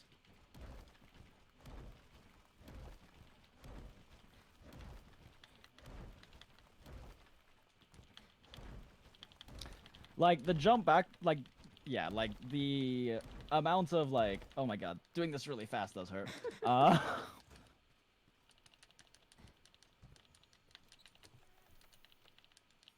And like getting this at max speed is so hard to do right, cause like, oh my god, I see like every like 5 or something, I'll have a flash of brilliance where I'm doing it almost at max speed and then just back to being slow again. Well, either than that, I mean, we can talk But about yeah, like- Tigrex, I guess. Yeah, we can talk about the monsters. You want to start with Baby Shark and work our way down to Tigrex? I guess. I don't have really no opinions about him. He's just a Gyarados. He's more fun than Gyarados, but yeah. He's a more aggressive, more movie Gyarados, but yeah, he's a Gyarados basically, and he's a Baby Shark. Woolly Barrett. Bomberos. I like him, actually. I really like how he I do too. interacts with the environment, and I really like everything he brings to the table. I hope we see a lot more of that in Iceborne, where it's dynamic. Yeah, and he's also just a lot more fun version of Barrett, honestly. Moves are very similar, but like you said, him interacting with the environment, like building up snowballs, picking up trees, all that kind of stuff, like adds a nice extra touch to it. And his hitboxes aren't egregious either. Like they all feel very fair, and part of that's how long the windups are. But like even like when he has a tree, it's pretty easy to iframe roll through the tree when he's coming at you with it. So like it doesn't feel it's that so bad. fast. Yeah. Yeah, he's a good fight. I like him. He's fun in multiplayer especially, and like, I feel kind of bad because he's so easy to trip chain with, you know, fucking, softening weak points And Hunting Horn. and hunting on, yeah, or switch axe. But yeah, he's fun. And now the star of the show, Hyrix. Yeah. He's got some wonky hitboxes, and he kind of Kelbies a lot. Yeah, he really does. Like, so, just to touch on his hitboxes, all of his hitboxes do feel really tight, like that to his body, except for his leap hitbox is just egregious. Like like I have 2 clips. Maybe I'll find them and put them in the video. I don't know, but I have clips of me. I am underneath of his arm when he's leaping over me. His Yeah. arm is like at the top of my screen. I'm not touching his leg or anything, and he hits me with his leap. Like Yeah. his leap hitbox needs work a lot. Yeah. And then I Otherwise, think his tailspin. Maybe it's just because it's so slow, and I'm used to maybe yeah, behemoths where if you back hop on it, you basically dodge it. yeah, But like it's so slow, it lingers. yeah, like that's the thing is that his tail hitbox, I don't even think it's the fact, I don't even think it necessarily lingers. It feels pretty tight to me. The problem is, like you said, the move is too slow. So like the chance of you getting hit of dodging like the first rotation and getting hit by the end rotation is very high because it's just slow enough that you can't really iframe through all of it. You kind of just have to get out. Yeah. Yeah, it's Or be sword and shield and just hold up your shield. exactly. And that's the thing is like with shield weapons, he's like honestly not that difficult to fight. Like he's not Oh, that bad Lance with is shield weapons. easy mode. Yeah, If Lance anybody is wants easy mode to, on him. if anybody wants to beat Tigrex, just use Lance. It's fucking Yeah. stupid simple. Lance is super easy comparatively, but like Jesus Christ, his Tigrex's Tigrex's big issue is not even like I can't say it's lingering hitboxes because I don't know if he even has any because I haven't really looked at the footage closely enough. His problem No. is persistent hitboxes. Yeah. It's how his attacks and his body are so big and his animations are like feel like they're just long enough that if you're trying to iframe it, you can iframe plenty of it, but then still get hit because the hitbox is still there because his charge or his spin, his entire body is the hitbox for the entire thing, but it lasts so long, it's so hard to iframe through it entirely. Right. So like iframe weapons just feel like they suffer a lot against like I got a clear on him at 19 minutes and 57 seconds with Switch Axe and Evade Window 3. Because it's just so hard to iframe his shit. I mean, Vanav's got like an 8-minute run, of course, but he's Vanav and I'm me. But he's Banav and I'm me. I'm big sad boy. Yeah, but like Tigrex he feels kind of jank right now, and a lot of it I feel like is just lack of polish. Yeah. Because Just remember though, if anything's wrong with the AI in Iceborne, we can blame Hex. lol. But like when the AI doesn't bother me too much. Yeah, he like kind of Kelbies a lot and kind of spams charge at you a lot, and not having a shield dealing with charge is kind of annoying. But like I also feel like frankly I don't think other than like his leap hitbox, I don't think any of this would feel like an issue if we were using endgame sets. Yeah, I mean that's Like probably it's just correct. it's so hard to flinch him out of charges. It's so hard to like even get stat flinches off on him without resetting a bunch of times because we just don't deal enough damage. Like I have every single time I see him charging at me when I'm on Switch X, I have this burning desire to do a wild morph to smash him in the face with it right before he hits me, but I know I'm not gonna flinch him out of it if I do. Yeah. Like it's just very difficult to deal enough damage to keep him under control. Yeah. Because we're using demo sets. And that's kind of what we were talking, back earlier, is when you deal enough damage, you have free CC. Yeah, and like that's why like when we did 4-man runs, he felt a lot easier because there's just enough damage output coming out to like get some decent CC off on him. And yeah, damage is CC. That's probably going to be a video we do at some point in the future, talking about why damage is important in this game. But yeah, that's Tigrex in a nutshell. I think he's a fun fight, honestly. I just don't like fighting him with demo sets, and I do think his hitboxes need adjusting a bit.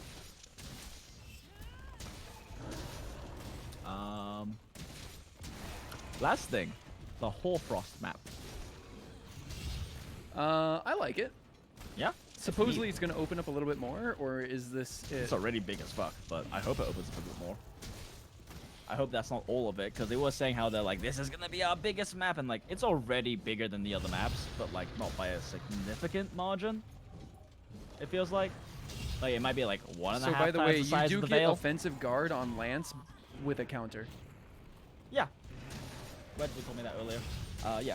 Offensive guard works on guard dashes and counters and power guards if you time it right. Actually, I don't remember if he said power guard, but definitely guard dash and counter thrust. But yeah, whole first map is cool. There are penguins. That's neat. Yeah, penguins. There are penguins with lots of endemic life. It's actually pretty neat because they definitely made a very they definitely made a very multi ecosystem, multi environments. Because like you have the lower areas that kind of look like the Rotten Vale. You have like little penguinly little area. You have these like ice caves you can go through. You have the top, which is all snowy and stuff. Like, it's cool. Yeah. Fighting with this Palico reminds me why I don't use my Palico anymore. I don't use Palicos. I'm not sure why you're using a Palico. You're a madman. It's funny because last night I was trying to find a particular clip from the footage from last night. Yeah. When I was solo hunting. And someone was like complaining so much about Spooky when he saved your ass several times. So much hate. And like I didn't see it, so I didn't respond to it. But my first thought was like, but I wouldn't have needed him to heal me if he wasn't here. Because I Right. wouldn't have gotten hit by those 2 fireballs earlier. Right. That was right after a moment where I literally rolled into a fireball because I saw him doing the fireball motion, so I rolled to get out of the way, and he aimed at my Palico, and I rolled into my Palico. Right. I was just like, oh, because it's so hard for a lot of moves to tell that they're angling slightly to the side at your Palico. Right. But yeah, I think that's about it. That's so. Final thoughts. How we feel about the expansions? Are we hype? We excited? Well, of course we're excited. I'm really interested in seeing what some of these other moves interact with. Because I want to know, yeah, in like, terms of skills. Yeah. yeah. Like, of course, I want to know what they're actually going to do. Agreed. Yeah. So I guess that's about it though. I'm definitely very excited. I'm gonna be honest, playing this Switch X makes me not want to play Switch X in normal Monster Hunter World anymore. Because I know for a fact I'm gonna be trying to do some of the new combos and cancels you can do in this one and be like, oh, I can't do it anymore. Yeah, I'm not like, going to it lie. it fundamentally changes how you play like Sword and Shield. Oh, sorry, Switch X quite a bit.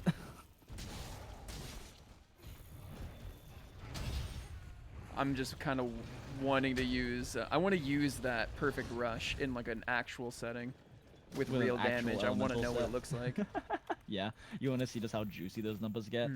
I want to know because my theory is that it's going to be good for elemental. I'm just so excited to to actually be able to not hate fighting Devil Joe with Switch Axe.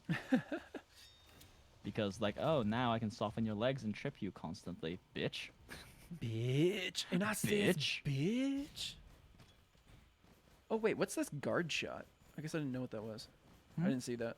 Oh yeah, if you hold L2, like the difference between Lance and every other weapon is that when you hold L2, you actually block while aiming your slinger. Really? Yeah. It's a neat thing. Watching you lazily walk up the Tigrex instead of like God dashing makes me sad.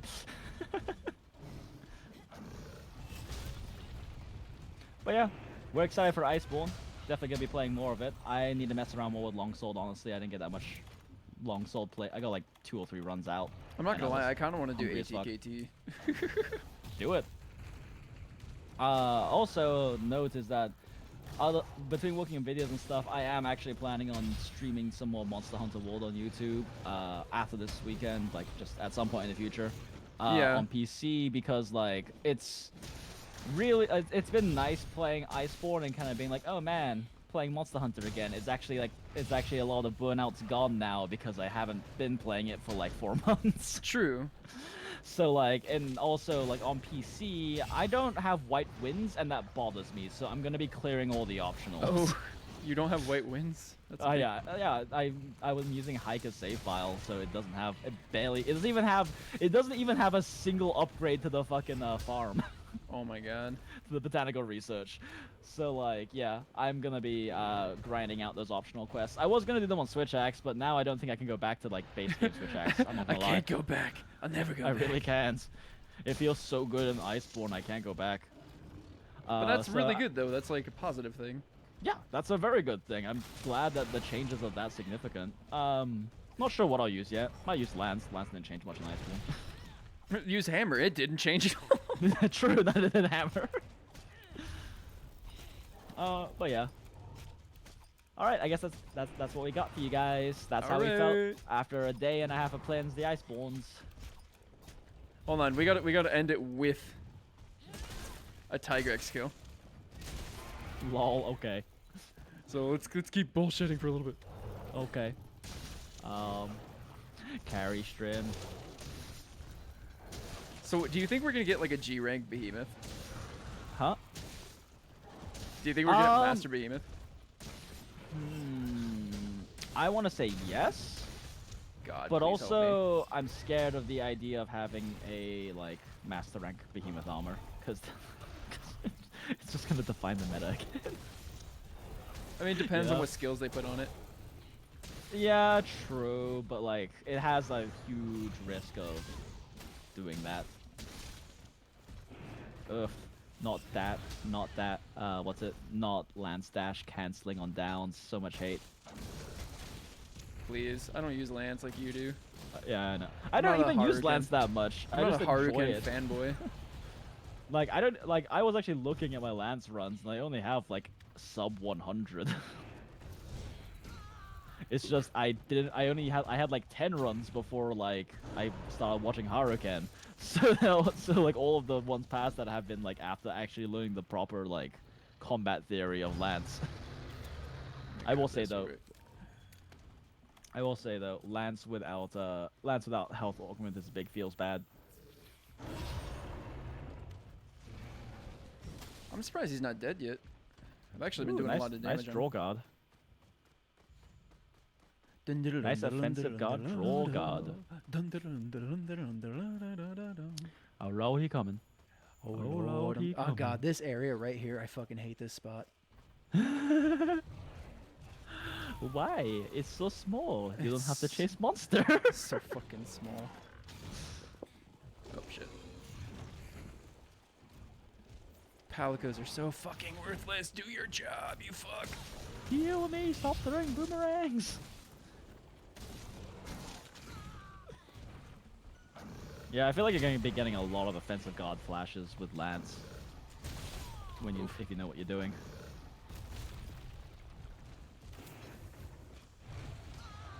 They throw on that, There's too many items in the beta. Holy shit. Yeah, I don't like it. I kind of been considering like saving a loadout for it. Well, I mean, I have been saving a loadout, but the issue is that, like, it automatically gives you all the items back every time you go in. You would have to Oh, go can you into not the tent. Can you not save loadouts? You do, but you have to go back into the tent and pull Oh, open right, your right, loadout. right. Dumb fucker stuck his head in the wall. Yeah, that's the one nice part about this area. Is Tigrex can stick his head in the wall for you.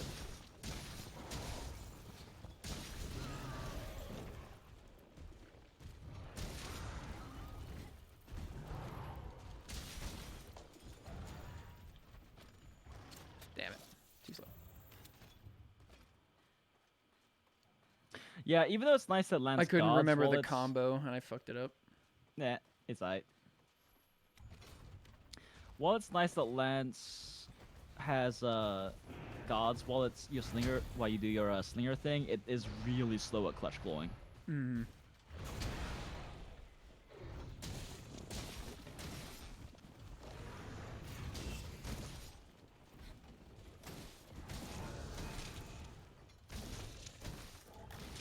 But yeah, Lance is just super easy with Tigrex. Well, block weapons in general are easy because his big issue that makes him difficult to iframe is not lingering, it's persistent hitboxes, but that's not a problem for guards or guard points.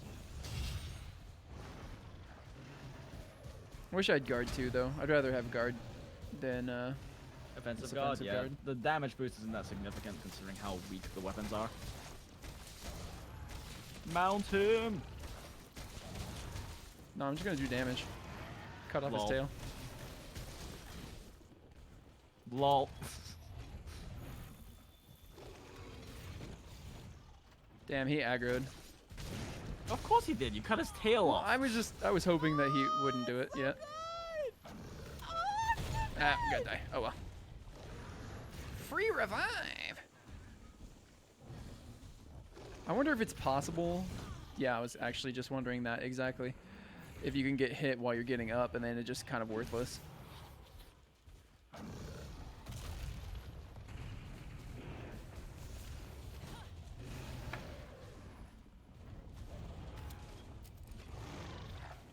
There we go.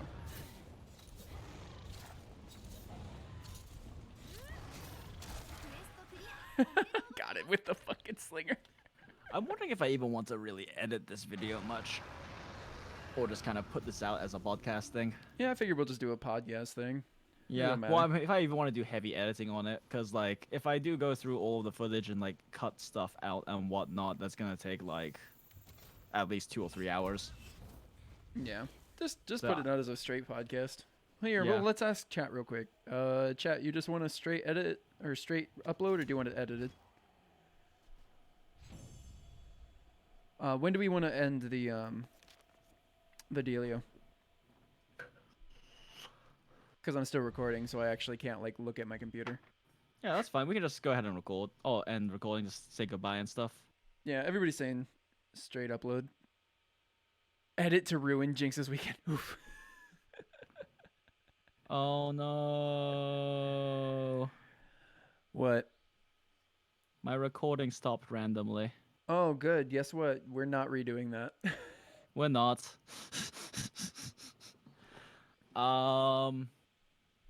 Well, luckily the whole thing is uploaded in a giant VOD to my fucking Twitch. Yep. We'll probably just post that VOD then. Lol. Glad Fuck I me. Why did it end? What the hell? Well, luckily It did- there's a okay, giant so- fucking VOD. Oh, look at this 2.5 hour recording that my computer's been fucking straining on. Oh, it's fucking useless. Wait. Motherfucker. It stopped recording like at 2 hours and like 18 minutes. Oh, well, I probably could have saved it then. Oh well. It's already gone. I stopped. It's fine. We'll just upload your Twitch VOD. Hey everyone, how's it going? I couldn't look at my Twitch chat because if I tab out of Audition, it stops recording. So, how's everyone doing tonight? I see we got quite a few people. LOL. Anyway, happy hunting, guys. Thanks for joining us on this little breakdown of how we feel about the weapons. Thanks, guys. And all the I'm stuffs. going to keep going though. So, I mean, do you want to chat? What do you want to do? Let's see here. Tony, thank you for the sub. Robert is the law. Neme, Infra 4, Maxi 29, the Meme Priest, Psionic Sky, Anthic BW, Demon Hunter Moses. Thank you guys for the follows. And Auzen Apophis and Leet Sweet. Thank you guys for the subs. Appreciate it. Sorry about that. Yeah, we were gonna try to do like a podcast thing. I hope somebody was at least letting you guys know why I wasn't like talking. But yeah, we were doing like a podcast thing for the YouTube channel, and I didn't want to have stuff interjected in with Twitch. But I hope you guys got something out of watching that. But a little sneak peek, I guess, at what's gonna come up tonight for Twitch. Did want to ask you guys, I'm streaming right now. I guess I could do a little bit more. Do you want to see like more Iceborne, or do you want to see like some random ATKT, some PC? We could do some viewer hunts. What do you want to see right now?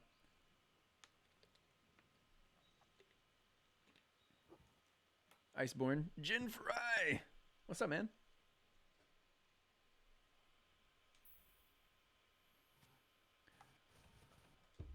If you're just gonna do a, oh, I guess you can't upload it until I end the stream, huh? Jinx? Hello? I still hear you.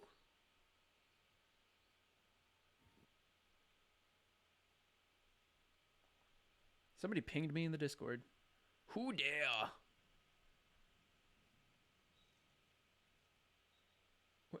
when I hear my voice in a video. Same. I could stop and start the stream. Jinx, are you there? Sorry, I was putting on a shirt. Oh, ooh, he didn't have a shirt on the entire time, guys. Nope. He was naked. Yup. But yeah, I don't think you'll be able to. And Wolfwood, thank you guys for the follow. But yeah, we'll probably just upload that full VOD, then I'll just cut off the beginning part, basically. Yeah, I think I'm gonna need to like end the stream and then restart the stream. I think so you can pull the VOD Yeah. because it's not gonna be available until I end. So Yeah. real quick, guys, I'm just gonna blip it. Chat probably changed the title. Don't go nowhere.